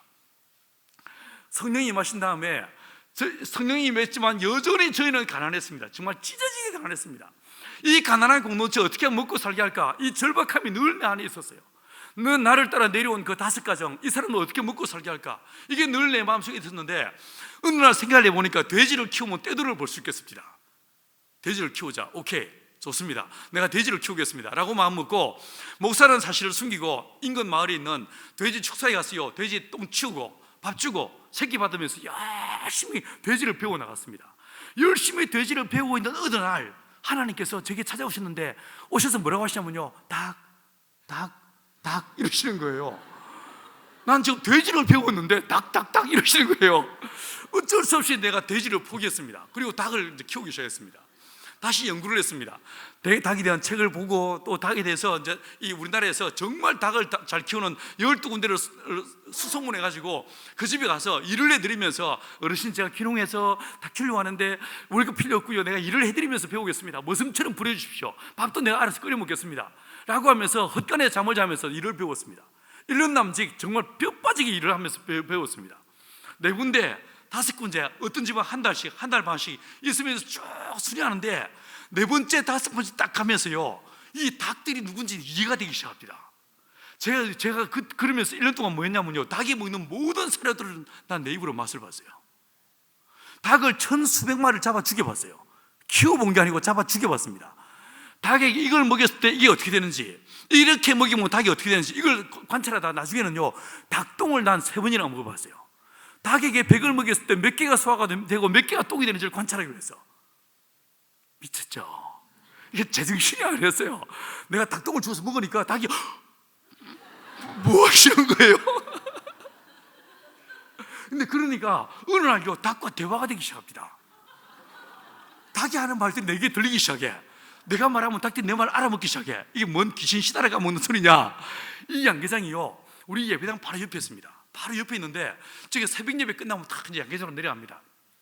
양계장에 가면서요, 천천히 숨을 쉬면서 어떤 냄새가 나는지, 또 이제 내가 어제 마무리해 놓고 간 다음에 닭장은 어떻게 되는지 눈으로 쫙 살피면서 천천히 걸어갑니다. 딱 다가가면요, 양계장에서 닭들이요, 오신다, 오셔 이런 얘기가 들립니다. 문을 여는 순간에 이 양계장 한 동에 닭들이 500마리 들어있는데, 이 500마리가 동시에 오빠 어서 오세요 난리가 납니다. 저 이래봬도 인기 많은 남자예요. 문을 열고 들어가는 순간에 닭들이 내 어깨 위에 올라타고 잘 주무셨어요? 보고 싶었어요? 얼마나 저를 격하게 환영하는지 모릅니다. 저는요, 아이돌들의 마음을 이해할 수 있어요. 닭장에 들어갑니다. 그리고 밥을 줍니다. 닭이요, 대략 몇 년을 사는지 혹시 아시겠습니까? 닭이 한 개수면, 돼지가 개들이 얼마나 삽니까? 한 15년 살죠. 닭은 무려 30년을 살 수 있습니다. 물론 그렇게 다 못 살죠. 중간에 다 잡아 먹어버리니까. 근데 내 위에 두면 30년을 살 수가 있어요. 이 닭들은 6개월 동안에 자기 몸을 키운 다음에 6개월째부터 알을 낳기 시작합니다. 근데 이 애들이 1년 동안요, 6개월 때부터 시작해서 18개월, 이 1년 동안에 알을 100마리가 88개에서 98개 알을 낳습니다. 진짜 알을 잘 낳습니다. 얘들은요, 주일 성수도 안 합니다. 일요일에도 알을 낳습니다. 얼마나 격하게 알을 낳아주는지 모릅니다. 그래서 18개월에서 한 20개월 되면 완전히 지칩니다. 마치 아이를 많이 낳은 엄마들처럼 얘들이 완전히 지치면서 털이 빠지고, 그리고 알이 기억란들이 나오기 시작합니다. 계란이 커지고요, 껍질이 얇아지거나 껍질이 우들두들한 이런 기억란들이 나오기 시작해요. 그러면 아침에 딱 가서 밥을 준 다음에 뭐라고 하냐면, 얘들아, 너희들이 봐도 너희들 상태가 안 좋지? 라고 말하면 닭들이 밥을 먹다가 예! 이럽니다. 그럼 내가 뭐라고 하냐면, 있잖아, 딴 집에서는 이 18개월 됐을 때 닭들 다 죽여버린다. 근데 난 너희들과 더 오래 살고 싶어. 그래서 뭐 할 거냐면 금식을 시킬 거야 라고 말하면, 에? 금식이 뭐예요? 이렇게 말합니다. 금식은 밥이 없다는 뜻이야. 예? 언제부터요? 3일부터 없어. 에? 얼마 동안요? 7일 동안, 일주일 금식이야 라고 이야기합니다. 내 말 무슨 말인지 이해하겠어? 하면 예! 이럽니다. 기도로 잘 준비해라 라고 얘기해 줍니다. 다음날 또 갑니다. 다음날 또 가면요, 여전히 또 날아오르면서 저를 오빠 이러면서 웰컴합니다. 밥을 준 다음에 뭐라고 하냐면, 얘들아, 어제 내가 무슨 말 했어? 내가 했던 말 기억나? 라고 말하면 닭들이 밥을 먹다가 금식 이럽니다. 맞아, 내일부터 금식이다. 진짜 마음으로 단단히 준비해. 밥이 없어 라고 얘기해 줍니다. 드디어 다음날 D-Day가 됐습니다. 보시면요, 양계장이 한 동이 아니죠. 몇 동이 있죠? 5동 있는데 이 중에 한 동을 금식을 시키거든요. 밥을 먹는 애들은 여전히 웰컴합니다. 여전히 날아오릅니다. 그런데 금식하기로 애들 있지 않습니까? 그 방에 문을 열고 딱 들어가잖아요. 아무도 날아오르지 않습니다. 내가 금식한다는 그 말을 애들이 언더스탠딩 하는 거예요. 가만히 있어요. 프란치스코가 늑대와 새와 이야기했다는 그 말을 이해할 수 있어요. 믿거나 말거나. 근데 사실이에요. 닭과 대화가 되기 시작합니다. 이 양계장 좀 썩 쭈그려지고, 그죠? 하나님께서 닭 키우라고 해서 양계를 시작했는데 먹고 죽으라 해도 돈이 없어. 진짜 돈이 없었어요. 그래서 새 자재를 구할 길이 없어가지고 고물상에서 중고 자재 구해다가 직접 이 양계장을 지었습니다. 여러분, 다시 말하지만 선교 절대로 돈으로 하는 게 아닙니다. 하나님의 은혜로 하는 것이고 성령의 능력으로 하는 게 이게 선교인 거예요. 돈으로 하니까 자꾸 문제가 생기는 거예요. 여러분, 정신을 차리고 이 교회 안에 예수의 생명이 흘러넘쳐서 이게 선교가 되는 역사가 되길 축원합니다. 예배할 때마다 예수의 피가 뚝뚝 흐르고, 예배할 때마다 하늘 문이 열리고, 예배할 때마다 우리 안에 예수의 십자가 우뚝 세워지는, 정말 주님의 살과 피를 먹는 이 시간이 우리 예배가 되어서 그 은혜, 그 감격, 그 생명의 충만함이 견딜 수 없어서 달려나가서 복음을 전하는, 이게 진짜 선교죠. 안 그렇습니까? 선교비 얼마 주시겠어요? 이따위 소리하는 인간들하고는요, 상종을 하지 마세요. 아니지, 또 이것도 아니지, 그죠? 그 인간들도 불쌍히 여기가 주겠어, 그죠? 자, 다음 보십시다. 자, 저게 제 양계장 짓는 모습이에요. 목사는요, 제가 볼 때 우리 예수님 리더가 되신 분들, 리더는 제일 힘든 곳에, 제일 어려운 곳에 섭디다. 저도 일할 때 제일 어려운 곳은 늘 내가 올라갑니다. 집 지을 때도요, 2층 집 지으면 좀 이따 사진 나오겠지만 2층에 박공 꼭대기 올라가면 이게 6m가 넘습니다. 그 위에 제가 보면 늘 제가 합니다. 사람들은요, 제가 겁이 없다고 늘 말해요. 겁이 없기는요, 저도 눈 큰 인간이에요. 저도 겁 많아요. 그러나 우리 예수님, 리더 되신 예수님이 가장 험한 곳에 서십니다. 십자가에 높이 달리십니다. 진짜 중요한 장로님, 진짜 교회 리더들은 뭐 하는 사람인가? 섬기는 자들인 거예요. 누군가를 위해 썩어지고 죽어지는 존재, 이게 바로 리더들인 거예요. 맞죠? 왜 집사님들이 크게 아멘 하시고 장로님들 가만히 계세요? 다음 보십시다. 자, 이게 양계장 아닙니다. 제가 이 양계를 공부하고 연구하면서 내 안에 소망이 있었습니다. 주님, 아시아 어디에서나 할 수 있는 양계, 이게 내 소망이었어요. 아시아는 보시면요, 스펙트럼이 넓습니다. 굉장히 덥고 굉장히 추운 지역이 있죠. 몽골 굉장히 춥습니다. 동남아시아 진짜 덥습니다. 맞죠? 이 더위를 어떻게 이겨낼 수 있을까? 이걸 연구했습니다. 닭의 체온이 몇 도인지 혹시 아십니까? 여러분은 체온이 몇 도세요? 36.5도. 왜 36.5도인지 혹시 아십니까? 하나님께서 여러분을 365일 따뜻한 인간으로 살라고 36.5도로 만드신 거예요. 근데 닭은 몇 도냐? 닭은요, 병아리가 알에서 딱 부화하는 순간에 어떤 종류와 관계없이 39도로 시작합니다. 근데 관찰해 보니까 3일 동안 39도로 했어요. 4일째부터 체온이 서서히 올라갑니다. 열흘째가 되면 40.6도, 41.7도, 굉장히 뜨거운 온열 동물이에요. 여름에 온유월 때와볕에 이 닭들이 무슨 옷을 입고 삽니까? 가죽 잠바에 털옷을 껴입고 살아요. 얼마나 덥겠습니까? 땀도 안 흘립니다. 온몸에 털옷을 입고 있으니까 더워서 어쩔 줄 몰랍니다. 더위에 진짜 약합니다. 근데 제가 이 양계장 지붕을 뭐로 만들었습니까? 양철로 만들었어요. 함수로 만들었어요. 양철로 이걸 만드니까 온 동네 사람들이 미쳐서 닭들 다 쪄죽이고 뭔 지랄이야, 바보같이 뭐한 짓이야, 이렇게 이야기했었어요. 그런데 여기에 비밀이 있어요. 자, 보십시다. 우리가 닭이라고 생각해 보십시다. 여러분 암탉, 수탉 다 모인 거예요. 우리가 더운 날, 여름날 숨을 쉬었어요. 그럼 우리 입에서 나오는 더운 열기는 어떻게 되겠습니까? 내 머리 위에 모이겠죠. 이건 어떻게 됩니까? 위로 상승해요. 이걸 뭐라고 말합니까? 대류라고 말하죠. 이 더운 공기가 위로 올라가는데, 상승하는데 그 위에 뭐가 있습니까? 햇빛을 받아서 진짜 뜨거운 양철 지붕이 있어요. 그럼 위로 상승한 더운 열기는 어떻게 되겠습니까? 도로 내려올까요? 이게요, 제가 창문을 만들었어요. 위에 천장에 창문이 있어요. 이 창문으로 더운 공기가 휙 빠져나가는 거예요. 이해하시겠습니까? 더운 공기가 확 빠져나가는 순간에 어떤 일이 벌어지겠습니까? 내부와 외부의 기압차가 발생하면서 밖에서 공기가 쓱 밀려 들어온 거예요. 그래서 이 양계장은, 제가 지은 이 양계장은요, 선풍기를 틀지 않더라도, 에어컨을 설치하더라도 애니타임 바람이 불게 되는 거예요. 두 번째, 이 양계장을요, 남쪽으로 딱 자리 잡았습니다. 아침에 해가 떠서 자오선을 따라 해가 질 때까지를 관찰해 보면 1년 365일을 관찰한 다음에 이 양계장의 폭을 정했습니다. 높이를 정했습니다. 이 제가 지은 양계장은요, 하루 종일 관찰해 보시면 낮에 해가 비칠 때 해가 비치는 부분이 정확하게 30%가 해가 비칩니다. 그리고 자오선을 따라 해가 움직이면서 이 30% 해 비치는 부분이 쫙 바닥 전체를 훑고 지나갑니다. 자, 그러면 나머지 70%는 뭐겠습니까? 그늘이시죠. 자, 아무리 더운 날에도 그늘진 바람 부는 곳에 있으면 어떻습니까? 시원하죠. 이래서 이 양계장이 아프리카 곳곳에 세워지게 된 거예요. 다음 넘어가 보십시오. 자, 양계장 바닥이 어떻게 됐습니까?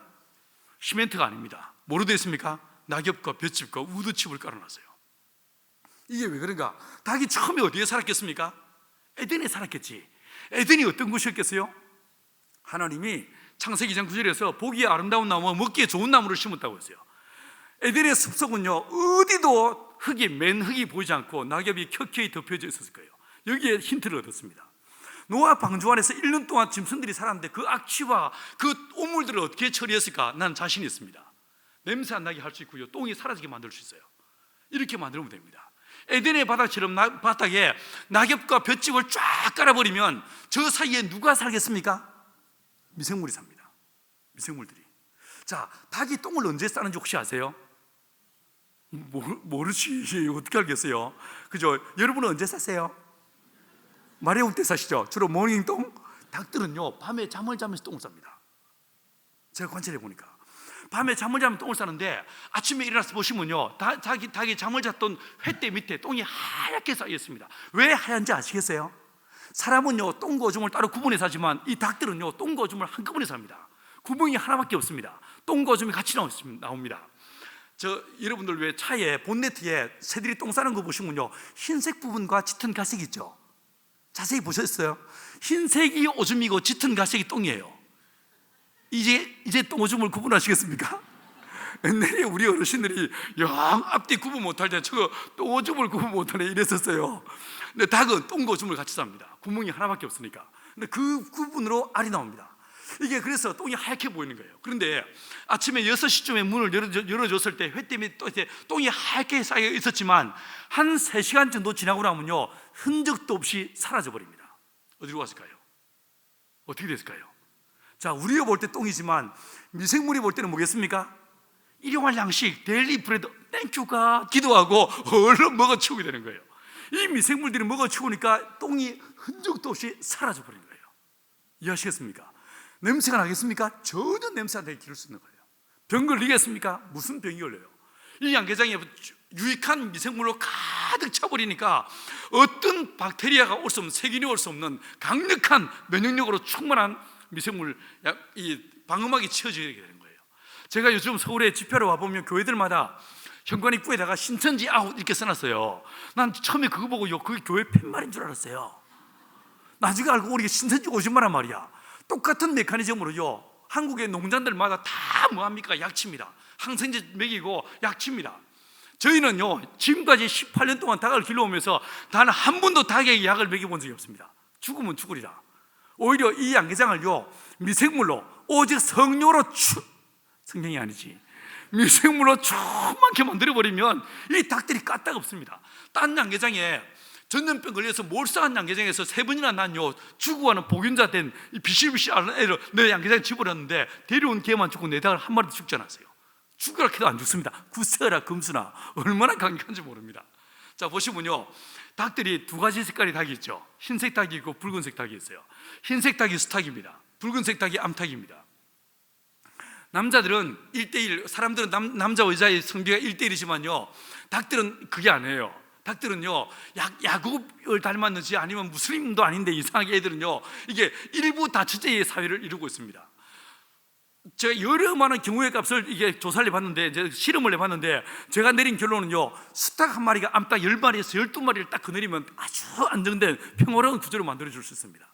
이게 흰 닭이 수탉입니다. 붉은 닭이 암탉입니다. 그런데 밥을 먹는데 보시면 모이통에 밥을 줬는데 중간에 모이통에 흰색 닭이 붙어가지고 맹렬하게 밥을 먹고 있죠. 맞죠? 이 사진만 봐도요 이 암탉이 몇 개월째인지 알 수 있습니다. 암탉이 알을 낳기 전에는 밥을 저렇게 먹습니다. 그런데 암탉이 알을 낳기 시작하면 어떤 경우에도 이런 풍경을 볼 수 없습니다. 다음 보시겠습니까? 자 보십시오. 이 수탉이 자기 암탉 12마리를 자기야 이리 와 불러가지고 암탉들 딱 먹게 하고 빈자리에 지가 들어가서 먹습니다. 웬만한 인간보다 훨씬 낫습니다. 결혼한 지 30년이 지나고 20년이 지나도 지밖에 모르는 인간들이 있으면 보내세요.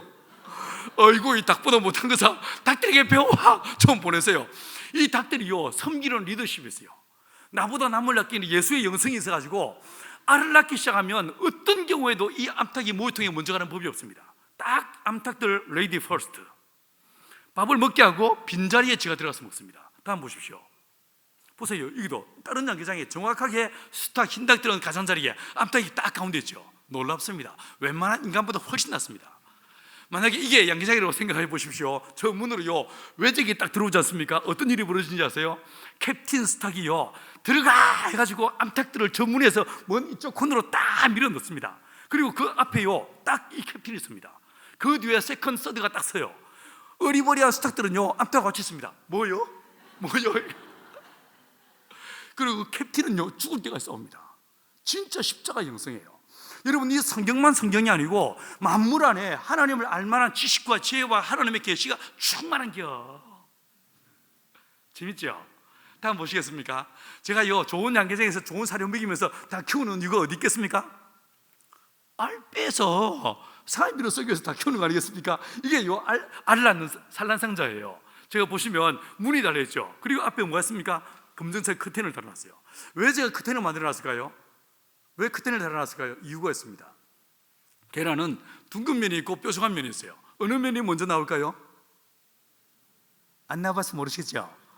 둥근 면이 먼저 나옵니다. 그래서 알을 낳을 때 아주 용을 써야 됩니다. 정말 어려움을 겪으면서 막 애를 씁니다.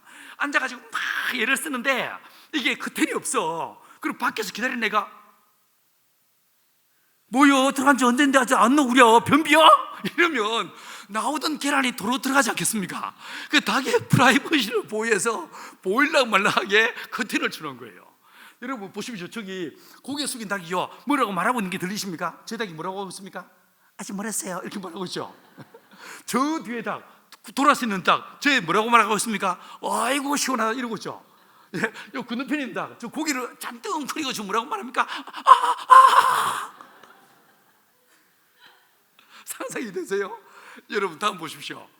자 뒤에 보시면 알이 쫙 나오는 거예요. 이제 계산 들어가 볼게요. 이 양계장 한 동에 암탉이 몇 마리 있다고 했습니까? 500마리. 자 연평균 하루에 평균 아무리 보수적으로 잡아도요 하루에 80%. 자 계란 몇 개 나옵니까? 400개. 계란 한 알에 500원 잡아보십시다. 하루 매출 얼마예요? 20만 원. 슬슬 입질이 오십니까? 괜히 도시에서 이렇게 삐대지 마시고 쓸데없이 고생하지 마시고 오세요. 한 달 매출 곱하기 30 얼마입니까? 600만 원. 한 달 매출 600만 원. 오죽했으면 옛날 우리 어르신들이 알부자 이렇게 써요. 알부자. 제가 말씀드렸잖아요. 이 닭들은요 주일 성수도 안 한다고요. 일요일에도 알을 낳아준다니까요. 이러다 보니까 이 양계가 중국이며 아시아, 지금은요 전 세계 62개 나라에 이게 보급돼서 현지들을 자립시키는 멋진 도구가 된 거예요. 다음 보십시다. 사료식도 다 만들어 먹입니다. 발효시켜가지고 병 걸리지 않는 진짜 보약 같은 약을 만들어 먹이는 거예요. 다음요. 저희가 논농사 짓고요. 다음요. 저희가 밭농사 지어요. 다음요. 저희가 풍력발전도 직접 만들었습니다. 미치겠죠? 다음 보세요. 풍력발전기 만들고요, 태양광을 연동을 시켜가지고, 다음 보시겠습니까? 날개를 직접 다 나무로 깎았습니다. 제너레이터 만들고요, 인버터까지 직접 만들었어요. 그래가지고 시간당 1kW의 전기를 직접 자가 발전합니다. 여러분 집에 한 달 전기료 얼마 쓰세요? 얼마 내세요? 이 질문 제게 던지면요, 우리 집에 한 달 전기료 900원. sometime 일주일에 하루 이틀은요 계량기가 거꾸로 들어갑니다. 저희 집에서 생산된 전기가 오래 남아가지고 한전으로 들어갑니다. 미치겠죠? 목사가 설교나 준비하고 성경이나 읽지 뭔 이런 씨알데기 없는 짓을 했냐? 하나님의 성령이 마시고 난 다음에 주님 내게 부탁을 하십니다. 동진아, 선교사들의 머슴이 되어주지 않겠니? 라고 이야기하셨어요. 선교사들이 가 있는 선교지 어느 지역 예외 없이 복음이 없는 지역은요 식량의 문제가 있어요. 두 번째, 예수님께서 요한복음 8장에서 나는 세상의 빛이야 라고 말씀해서 그런지 몰라도 예수 없는 지역은 어느 지역 예외 없이요 에너지의 문제가 있어요. 이래서 식량의 문제, 에너지의 문제, 이걸 내가 뒤에서 연구해서 이걸 선교사들 손에 들려드리면 이것으로 그 지역을 바꿀 수 있다면 그 지역을 변화시키고 복음을 더 효과적으로 전할 수 있지 않겠습니까? 다음 보십시오. 이건요 태양광 조리기예요. 연료가 없어 밥을 못 해먹는 말라위에, 모잠비크에 진짜 가난한 사람들, 가진 건 똥밖에 없고 넘치는 건 햇빛밖에 없는 사람들, 나무도 없고 연료가 없어 밥을 못 해먹는 이 사람들을 위해서 어떻게 도울까 하다가 태양광으로 빛을 집광해서 불을 피워서 물을 끓일 수 있는 장비를 만들어줬어요. 이게 지금은 아프리카 곳곳에 보내졌습니다. 다음 보십시오. 이건 물을 정화시키는 정화장치예요. 수인선 전염병에 창궐하는, 그리고 황토물 먹으면서 아이들이 영아 사망률이 높은 이 아프리카 지역에 돈 한 푼 안 들이고 자기 집에 있는 걸 가지고 직접 정수기 만들어 쓸 수 있는 이걸 만들어서 보급하는 거예요. 저희는 요 하이 테크놀로지한 로우 테크놀로지예요. 아주 쉬운 방법으로 그 현지인들 이 정도는 나도 따라할 수 있겠다, 이걸로 가지고 이 사람들을 먹고 살게 만드는 거예요. 다음 보십시다. 저거요 처음에 제가 말씀드린 대로 집 지을 때 돈이 없어가지고 아파트 모델하우스 철거할 때 나오는 폐목들 그거 사가지고 이 집 지은 거예요. 저 보십시오. 2층으로 지었어요. 저 집 지을 때 제가 평면도 1층 딱 그려놓고 온갖 상상력을 동원해서 2층으로 올렸습니다. 미쳤죠? 제정신이 아니죠? 근데 저 집이 안 무너지고 살고 있습니다. 지금도요. 다음 보십시오. 지금 뭐 저렇게 지었어요. 다음요.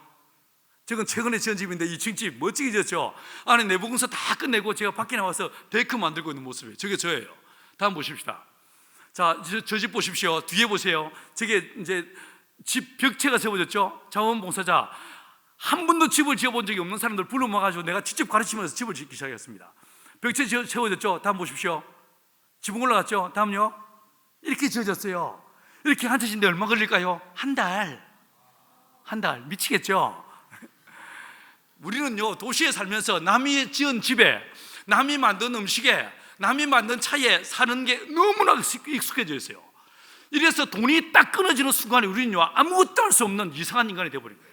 근데 시골 살면요 내가 직접 농사 짓고 내가 집 짓고 내가 에너지 만들어 쓰는 거예요. 돈 없어서 살 수 있는 이런 구조를 만들어 버리는 거예요. 이 방법으로 선교지를 섬기는 거죠. 다음 보십시다.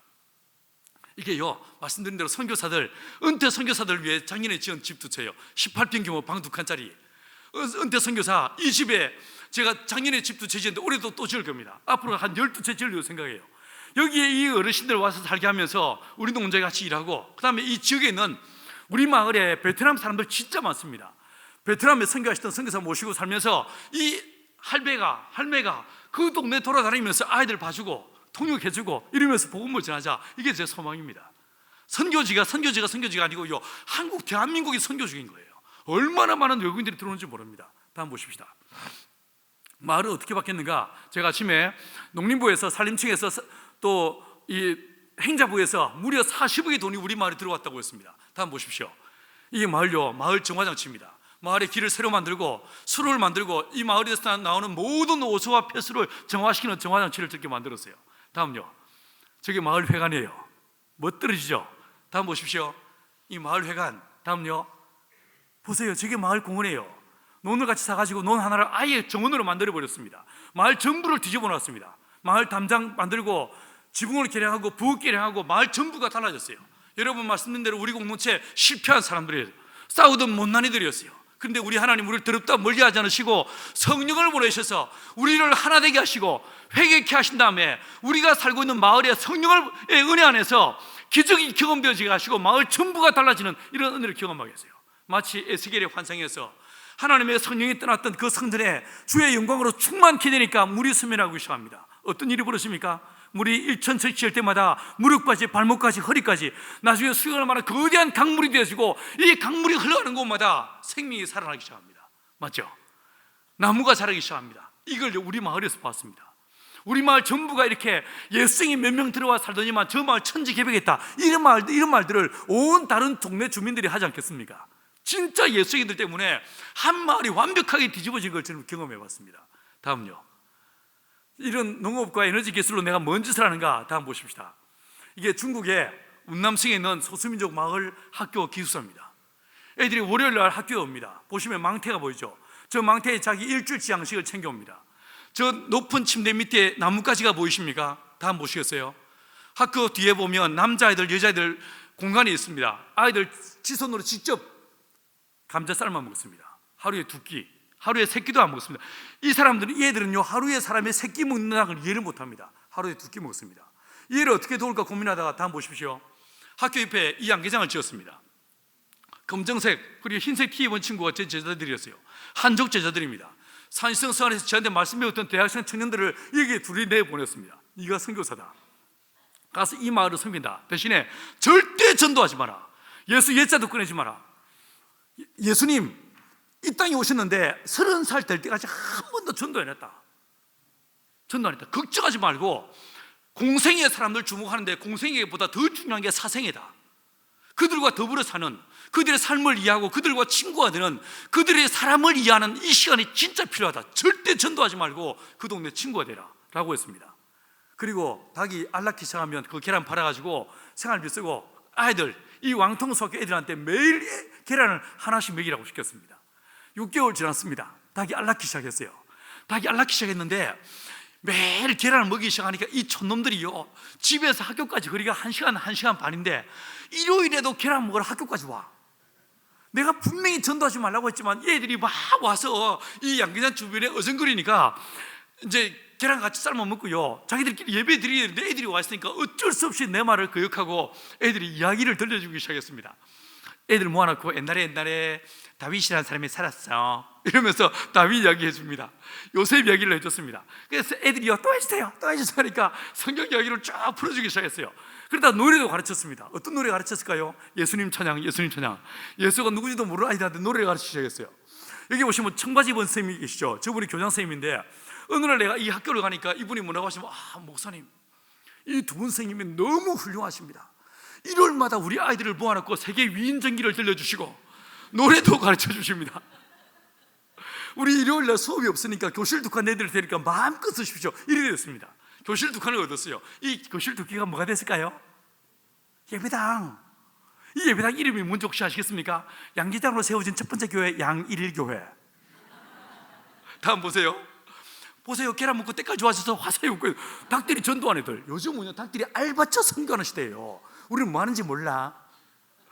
어느 날 한 1년 정도 지난 다음에 이제 방학이 되면 애들이 아무래도 적게 오니까 방학 때 파란 돈 모았다가 신학기가 되면 애들한테요 학용품 사주기 시작했어요. 애들 중학교 가면 중학교 가는 등록금을 이 계란판 돈으로 애들을 주기 시작했어요. 얼마나 고맙겠습니까? 그러면서 이 양계장 하나가 중심이 돼서 마을 전체가 달라졌고 산 언덕에 살던 이 리스족 마을, 진짜 가난하기 이를 데 없는 이 마을에요 이 마을 사람들이 내가 제안을 했어요. 이 마을이 산 중턱에 있는데 길이 비포장도로라 비가 오면 아이들이 학교를 못 갑니다. 내려가는데 길이 막 차도 못 다니까 학교를 아예 못 갑니다. 그래서 제가 제안을 했어요. 계란판도 모아가지고 우리 이 길 포장합시다. 나도 돈 좀 낼게요 라고 해서 나도 돈 좀 냈습니다. 한 달 매달 계란판 돈 얼마씩 모아가지고 1m 이렇게 길을 포장해 나가기 시작했어요. 포장해 나가기 시작했는데 이게 운남성 TV에서 취재가 됐고 마을 주민들이 자발적으로 자기 마을들의 길을 만드는 소식을 듣고 정부에서 돈을 내가지고 길을 새로 다 닦아줬어요. 이게 어디서 시작한 거예요? 이게 다 한 마리에서 시작한 거예요. 계란 하나에서 시작한 거예요. 이후에 제가 어느 날 갔더니만 제가 왔다고 돼지 한 마리 잡아 잔치를 벌여줍니다. 밥을 먹고 있는데 일단이 무리가 오토바이 타고 찾아오셔서 와서 제 앞에 엎드려 넙죽 엎드려 큰절하면서 뭐라고 하냐면, 내가 우리 학교가 바로 이 옆에 있는데 우리는 애들도 많은데 왜 우리는 양계장을 안 지어주세요? 이러는 거예요. 그러세요? 이러면서 두 번째 양계장을 지어줬어요. 어떻게 됐을까요? 양2교회, 양3교회, 양4교회. 이게 지금 중국에서 양백으로 나가고 있어요. 100개를 채우고 있습니다. 다음 보십시다. 저희가 중국에 신학교를 합니다. 신학생들한테 성경을 가르칩니다. 열심히 성경 가르친 다음에 딱 마지막 학기에 제가 가서 뭐 할까요? 닭 키우는 거 가르치는 거죠. 닭에 대해서 일주일 내에 아침에 6시부터 밤 9시까지 5박 6일 동안요, 이 닭에 대해서만 떠들어대는 거예요. 제가 얘기했잖아요. 저 약장사라고요. 약장사, 신약과 구약을 파는 약장사. 닭을 통해서 예수님을, 닭을 통해서 천국을, 닭을 통해서 십자가 영성을, 닭을 통해서 부활의 거룩한 비밀들을 가르치는 거예요. 성경 필요 없어요. 이렇게 가르치는 거예요. 다음요. 이러다 보니 이런 식으로, 다음요. 이런 식으로, 다음요. 멋지게 지어졌죠. 이건 저 리스 쪽 아주 멋진 산 중턱에 저렇게 양계장이 지어졌어요. 다음요. 저는요, 티베트 장족마을에 세워진 양계장이에요. 저런 식으로 중국에 400군데가 넘습니다. 할렐루야. 우리요, 예배당 안 지어줍니다. 예배당 필요 없습니다. 우리는요, 사역자 자립시키는 거예요. 그것도요, 그들이 너무 익숙하고 너무나 잘 알고 있는 초기 투자비도 얼마 안 되는 이 양기를 가르쳐가지고 이 닭을 키워서 자립하게 만드는 거예요. 그러니까 이 사람들이요, 복음을 전하기 시작하는 거예요. 자, 다음 보십시다. 이게 뭐냐면요, 라오스에 있어요. 우리 장로님, 아까 기도해 주신 장로님이 베트남 계신데 바로 옆에 있는 라오스에 있는 양계장입니다. 이 양계장 안에 닭들이 보이십니까? 이 양계장 잘 지은 다음에 선교사님이, 목사님, 이제 닭은 이만큼 됐습니다 라고 하면서 저한테 찾아와서 돼지를 기르는 법을 가르치달라고 부탁을 했습니다. 제가 모아놨던 모든 자료와 제가 정리한 것들을 다 드렸어요. 드리면서, 목사님, 선교사님, 저하고 약속합시다. 난 로얄티 필요 없습니다. 밥 한 끼 살 필요도 없습니다. 돼지 키워서 자리가 잡히면 라오스 현지 목회자에게 어미돼지 5마리씩만 분양해 줍시다. 돼지는 1년에 새끼 2번 낳습니다. 한 번 낳을 때 7마리에서 22마리까지 새끼 낳을 수 있습니다. 자, 계산 해볼까요? 어미돼지 5마리, 1년에 새끼 2번, 한 번 낳을 때마다 10마리, 새끼 몇 마리? 100마리. 얼마든지 자립이 됩니다. 얼마든지. 다음 보십시오. 보세요. 돼지 전혀 냄새 안 나게 기를 수 있습니다. 여러분, 닭들이 알바처 선교한다는 소문을 이 돼지가 들었습니다.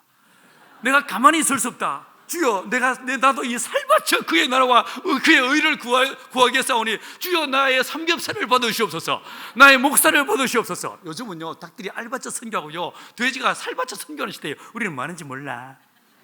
정신을 차리십시다. 진짜 정신을 차려야 됩니다. 다음 보십시오. 이건요, 새끼 돼지들. 뭐라고 보이세요? 단순한 새끼 돼지 보이십니까? 저건 누구냐면요, 선교사 후보생들이에요. 그의 나라와 그의 의를 위해서 자기의 살 바쳐서, 몸을 바쳐서 복음을 전하기 위해서, 주여, 내가 열심히 먹겠습니다. 이게 먹는 건 내 욕심이 아니에요. 내 삼겹살 바쳐서, 목살을 바쳐서, 사태살 바쳐서 그의 나라와 그의 의를 구하기 위해서 살 찌는 거예요. 이러면서 키우고 있는 선교사 후보생들이에요. 요즘은 닭들이 알 바쳐서 돼지가 살 바쳐 선교하는 시대예요. 진짜 정신 차리고 우리가 선교해야 됩니다. 맞죠? 다음 보십시다. 이러다 보니까 제가 전 세계를 다니면서 온 세상을 싸돌아다니면서 농업을 가르칩니다. 구글에서 보니까 작년 1년 동안에 제가 다녔던 나라를 쭉 이제 구글링에서 나한테 보여주는데, 작년 1년 동안에 14개 나라를 다녔어요. 지구 이 둘레에 3.7배의 거리를 내가 다니면서 복음을 전하고 양계를 가르쳤습니다. 저는 아프리카, 동아프리카에서 5개국 리더들을 모아놓고 양계 가르치는 모습이에요. 다음 보십시다.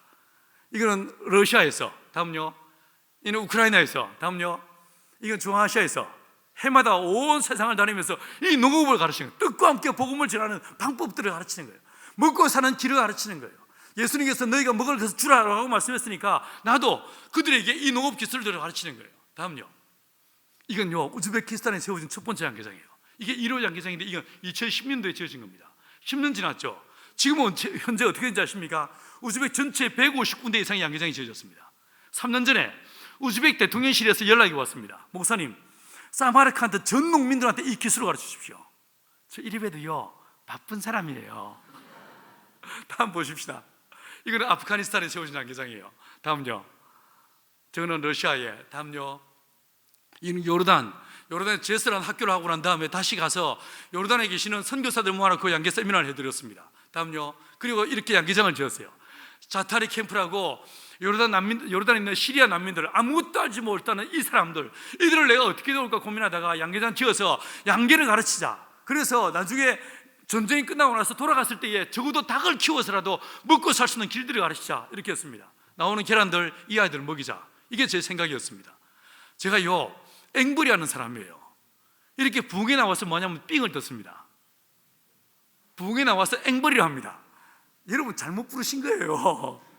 왜 저를 부르시는지 모르겠어요. 저는 큰 교회 부흥한 다음에 삥을 떴습니다. 앵벌이 해가지고 그 돈 받아내가지고 양계장 지어주는, 전 세계 양계장 짓는 게 제가 하는 일이에요. 자, 다음 보십시오. 그 결과 저쪽 제 끝에 계신 분이 선교사님인데 저분이요 UN 상 받았습니다. 이 자타리 캠프에서 행하시는 300개의 프로그램 중에서 이 양계가 최우수 프로그램으로 선정돼 가서 UN 상을 받았습니다. UN은요 대한민국의 강론지를 모릅니다. UN은 보나콤도 모릅니다. 암시랑 아니요, 관계없어요. 나는 선교사의 모습이에요. 선교사들 영웅으로 만들면 난 내 일이 끝나는 거예요. 누가 알아주면 됩니까? 예수님만 알아주면 되지. 맞죠? 자, 다음 보십시다. 그래서 농업도 가르치고 양계도 가르칩니다. 다음요. 풍력발전기가 가르친 것도 또 학교를 열어서 또 가르쳤어요. 다음요. 이제 쭉 넘어가십시다. 시간이 많이 갔죠. 쭉 넘어가십시다. 이건 인도에, 방글라데시에 여러 곳에 이런 식의 계속 넘어가십시오.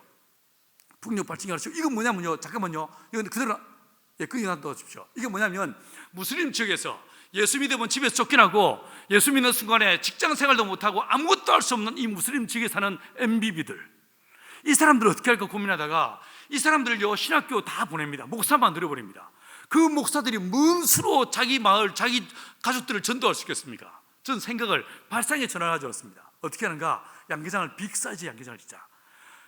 10만 불을 모금해서 아예 한 5,000수 규모의 빅사이즈 양계장을 짓고 여기에 한 10명의 가정이, 10가정이 함께 모여 살게 하자. 이게 직장 되게 하자. 함께 다 키우고 함께 노동하고 함께 밥 먹고, 그리고 여기서 성경 공부하고 예배드리고 디사이플십이 일어나게 하자. 이게 제 소망이었었어요. 10만 불 대략 모금하면 이게 초기 투자가 됩니다. 다음 보십시오. 13개월 후에 어떻게 되는가? 닭 5천 마리 기르면요 한 달 매출이 얼마입니까? 2,448만 원 나옵니다. 미치겠죠? 이게 연 매출이 아닙니다. 월 매출입니다. 자, 보십시오. 지출을 보시면요 사료비 들어가죠, 임금비 들어가죠, 차량 감가상각비 적용했습니다. 그 다음에 개사, 이것도 감가상각을 적용해서 15년 쓰는 거라고 15년 동안에 양계장 지은 돈을 180개월로 나눠가지고 이걸 매달 적립을 시키는 거예요. 또 양계장 허물어지더라도 또 돈 달라 하지 말고 그 돈으로 양계장 짓게 하자. 세 번째, 이거 원금 상환해라. 이건 비즈니스다. 상환해라. 대신에 이거 국경 바깥으로 갖고 나가지 않는다. 제2의 제3의 농장을 짓는다 라고 했습니다. 이래가지고 이 양계장을 지었어요. 자, 전체 지출 딱 빼고 나니까 다음 보십시오. 순수익이 얼마나 옵니까? 850만 원이에요. 중앙아시아 어느 나라 예외 없이요 한 가정요 수입이 얼마인지 아십니까? 200불입니다. 200불. 150불에서 200불입니다. 300불씩 따지더라도 10가정 합해봤자 400만 원이면 떡을 칩니다. 맞죠? 선교사까지 자립을 시킬 수 있는 이런 구조가 만들어집니다. 이렇게 해서 아예 무슬림 지역에서 이런 소국 논체를 만들어서 먹고 자립하게 만들고, 그 여기에 에너지 자립하게 만들고, 애들을 홈스쿨링하게 만들고, 기독교적 공동체 안에서 기독교적 가치로 아이들을 기르면서 기독교적 삶의 모습으로 살아버리는 거예요. 이걸 보고 사람들이 뒤집어지게 만드는 거예요. 이걸로 선교되게 하는 거죠. 다음요. 계속 넘어가십시오. 이런 식으로 이제 처음에 파일럿 양계장을 지어가지고 시작을 했어요.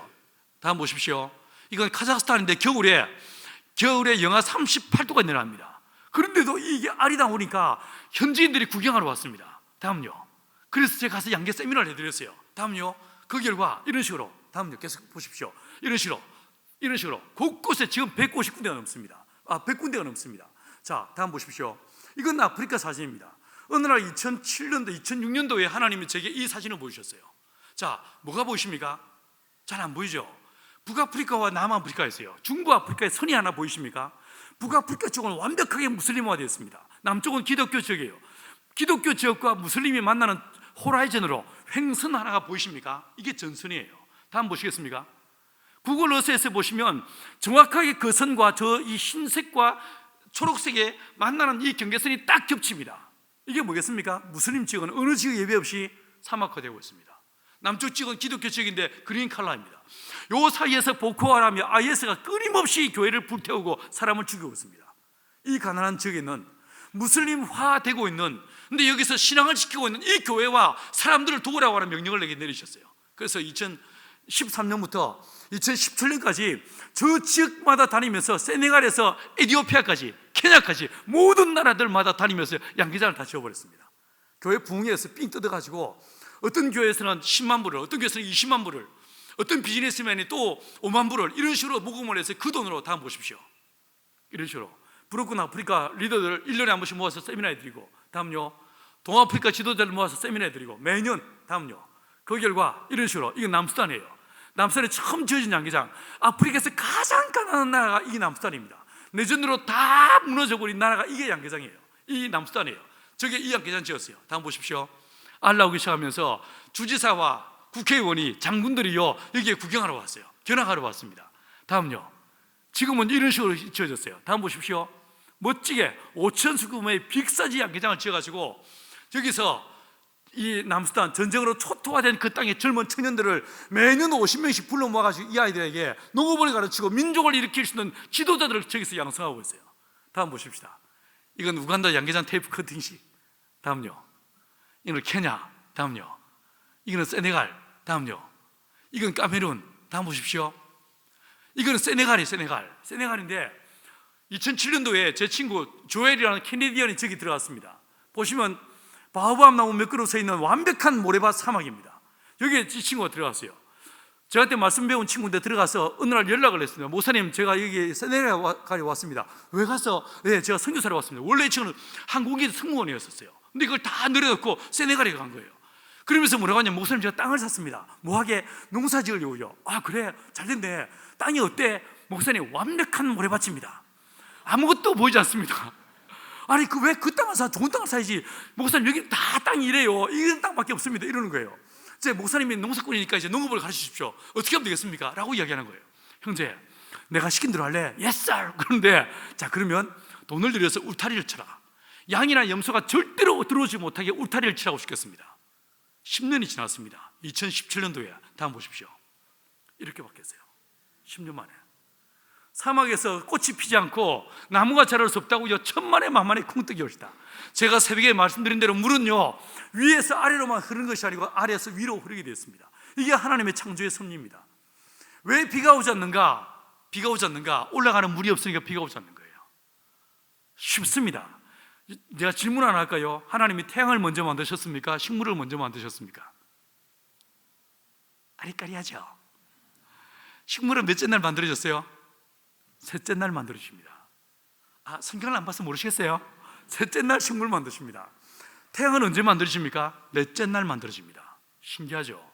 우리가 생각할 때는요, 진화론에 아까 장로님 기도하신 대로 진화론이 완전히 우리에 쩔어 있다 보니까 모든 식물들은 태양이 있어야만 광합성작용을 하고, 당연히 그러니까 태양이 먼저 만들어졌을 거라고 생각합니다. 하지만 성경은 다르게 말합니다. 식물을 먼저 만드십니다. 왜 만드셨을까요? 왜 식물을 먼저 만드셨을까요? 제가 아까 저는 흙을 먹어본다고 했죠. 이 흙을 먹어보다 보면 흙이요 차이가 느껴지기 시작했어요. 어느 날 수천 수백 곳의 흙을 먹기 시작하는데 어느 날 보니까 흙의 맛이 다릅니다. 흙이 다릅니다. 좋은 흙이 있고 나쁜 흙이 있습니다. 사람들에게 착취와 약탈을 당한 흙이 있고요, 하나님의 보호하신 가운데 진짜 좋은 흙이 있습니다. 그러면 중요한 것은 이 나쁜 흙을 좋은 흙으로 만들 수 있어야 될 거 아닙니까? 이 답이 뭐가 있을까? 난 성경에서 답을 찾았어요. 여러분, 땅이요, 이 땅이 제일 무서워하고 제일 싫어하고 제일 두려워하는 게 뭔지 아십니까? 직사광선이에요. 직사광선을 진짜 싫어합니다. 정말 두려워합니다. 하나님이 이걸 아셔서 하나님께서 먼저 태양을 만드시기 전에 식물을 만드신 거예요. 식물로 땅을 쫙 덮어버린 거예요. 덮어놓고 그 다음에 태양을 만드신 거예요. 여기서 힌트를 얻었어요. 답을 얻었어요. 여러분, 땅을 어떻게, 사막을 어떻게 농사를 짓는 땅으로 만들 수 있는가? 아주 쉽습니다. 뭐 하면 되는가? 땅을 덮어주면 돼요. 커버링을 하면 돼요. 땅을 덮어주니까 이렇게 완벽하게 바뀌어버리면 거예요. 다음 보십시오. 이렇게 바뀌었어요. 세네갈 사람들 좋은 땅 팔았겠습니까? 귀신 나오는 땅, 물 한 방울 나오지 않는 땅 팔았겠죠. 그것도 비싼 값에. 뒤에서 아마 수군거렸을 거예요. 저 못난 놈, 저 바보 같은 놈, 저 땅을 저 돈에 사라고 하면서 수군거렸을 거예요. 그런데 10년 만에 저 땅이 이렇게 바뀌고 나니까 온 세네갈 사람들이 뭐라고 하겠습니까? 너희 하나님 살아계시다, 너희 하나님은 진짜 살아계신 창조주 하나님이시다, 이래 말하지 않겠습니까? 땅 하나 바꾸었을 뿐인데, 농사 하나 제대로 지었을 뿐인데, 이게 복음을 전하는 효과적인 동로가 되는 걸 보게 됩니다. 다음 보십시오. 저기 양계장이 있어요. 어디 가나 양계장, 어느 곳이든 닭. 자, 다음 보십시오. 저 친구가 조엘이에요. 저 제일 이쪽에 있는 친구가, 저 덩치 크고 멋지게 생긴 저 친구가 내보다 나이가 늙어 보시면 내보다 어린 조엘이에요. 저기 다음 보십시오. 제가 2017년도에 가서 저기 세네갈 친구들 모아놓고 양계 세미나를 드렸습니다. 제가 왔다는 소문을 듣고 바로 위에 차드란 나라가 있는데, 나라에서요 연락이 왔어요. 목사님, 제가 우리 국가에서 땅을 500만 평 드릴 테니까 똑같이 만들어 주십시오. 저 뭐라고 하면 되겠어요? 울타리만 쳐주세요 이러면 되겠죠? 여러분, 사막에서 농사를 지을 수 있어요. 사막을 숲으로 만들 수 있어요. 이사야의 노래가 실제화 되게 만들 수 있다는 거예요. 다음요. 저희가 치킨집도 합니다. 미치겠죠? 다 합니다. 문어발식이에요. 아프리카 우간다에서 6대 키워가지고 닭장을 다 키운 다음에 한국의 양념치킨과 간장치킨 맛을 선보이는데 뻑가서 작년 1년 동안에요 매장이 10개가 만들어졌습니다. 미치겠죠? 이 한 매장에 현지인 청년들 18명을 고용했어요. 그리고 월급을 조금 더 줍니다. 한 교회 청년들 18명 모아가지고 직장 잡아주고 월급 주기 시작하니까 걔네들이 11조만 해도 한 교회 목회자 자립이 돼. 멋지지 않습니까? 돈을 쓰려면 이래서 해야 되지 않겠어요? 맞죠? 사람도 살리고 닭도 먹고 뻥 잡고 매 잡고 뭐 다 할 수 있는 거죠. 또랑치고까지 뭐까지 잡고 다 할 수 있는 거죠. 다음 보십시오. 사람들 줄을 섰어요. 다음요 보이소? 자, 이게 말레이시아예요. 다음요. 이거 넘어갈게요. 말레이시아는 무슬림 국가인데, 여기서는 예수 믿는 목회자가요 성도들을 데리고 무슬림으로 역개종하는 진짜 기가 막힌 일들이 최근에 일어나기 시작했어요. 먹고 살 길이 없어가지고 중국 화교교회에서 저한테 사람을 보냈습니다. 목사님, 우리를 좀 도와주십시오. 역개종하는 일들을 막을 수 있도록 도와주십시오 라고 했습니다. 가서 양계를 가르치기 시작했어요. 온 동말레이시아 곳곳을 돌아다니면서 이 양계를 가르쳤습니다. 다음 보십시오. 그 결과 이런 식으로. 다음요. 이런 식으로 곳곳에 양계장을 졌습니다. 다음요. 자, 계란 나오기 시작했죠? 다음요. 이건요 이집트 꼽틱 교황님이에요. 교황님과 하고 제가 재작년에 악수하는 상녀 MOU 책이라는 사진이에요. 시골 촌놈, 이 시골 촌에서 농사 짓는 목사가 저런 교황을 만나가지고 서로 MOU를 체결했습니다. 다음요. 왜냐하면 이 수도원에 진짜 가난하고 어려운 이 수도원들이 다 빼앗기게 된 상황에서 이 사람들을 자립시키고 이 수도원을 안 뺏기게 돕기 위해서 하나님께서 제게 이런 명령을 내리셨습니다. 서울에 있는 한 교회가 제 말에 설득을 해서 10만 불을 헌금했고 그 돈으로 저곳에 양계장을 짓기 시작했어요. 다음요. 이렇게 수도사들한테 양계를 가르치고, 다음요. 이렇게 지었어요. 다음요. 자, 이건 작년 1월달 사진, 딱 1년 전 사진에 네팔에서 저렇게 현지인 목회자들 모아놓고 양계를 가르쳤어요. 다음요. 저녁에 집회도 했어요. 말씀도 가르치고 낮에는 양계도 가르치고 뜻과 함께 복음을 함께 가르쳤어요. 다음요. 근데 그때 저기 방배에 있는 한 교회 선교부가 제가 강의한다고 찾아와서 그 업적으로 참여했었습니다. 이분들이 은혜를 받았어요. 은혜를 받고 2천만 원을 헌금했습니다. 그 돈 원래 양계장을요 몇 돈 못 짓는 돈이에요. 근데 그 돈을 가지고 이 네팔 친구들이 그 돈을 시드머니로 삼아서 양계장을 짓겠어요. 저렇게 지어졌어요. 작년에 벌써 10개가 지어졌습니다. 할렐루야. 다음 보십시오. 저런 식으로요. 다음요. 저런 식으로 닭들이 살기 시작했어요. 다음요. 자, 계란 보십시오. 사람들은요 불가능한 이야기를 할 때 계란으로 바위치기라고 이야기합니다. 근데 주의 성령이 마신 다음에 내 안에 작은 계란 하나를 주셨어요. 근데 이 계란이 주의 손에 들려지는 순간에 여러분이 지금 보신 것처럼 온 열방을 먹여 살리는 하나님의 은혜의 도구가 됐습니다. 여러분, 진짜 중요한 것은 내 인생의 주의 손에 붙잡힌 바 되는 것입니다. 이 평안교회가 주의 손에 붙잡힌 바 되는 것입니다. 주여, 이 교회를 붙잡아 주옵소서. 내 인생을 붙잡아 주옵소서. 우리 교회를 붙잡아 주시고 내 자녀들을 붙잡아 주옵소서. 이게 저와 여러분의 소원 되기를 축원합니다. 이 말씀을 같이 한번 읽어보시겠습니까? 같이 한번 읽어보시면 시작. 내 파수꾼들의 소리로다. 그들의 소리를 높이 노래하니 이는 파수꾼들이, 여러분 이게 무슨 말이겠습니까? 파수꾼들은 모두가 잠든 밤에 깨어있는 사람들이에요. 여명이 동토로는데 저 멀리서 누군가 다가옵니다. 적인가 싶어 한참을 살펴보았습니다.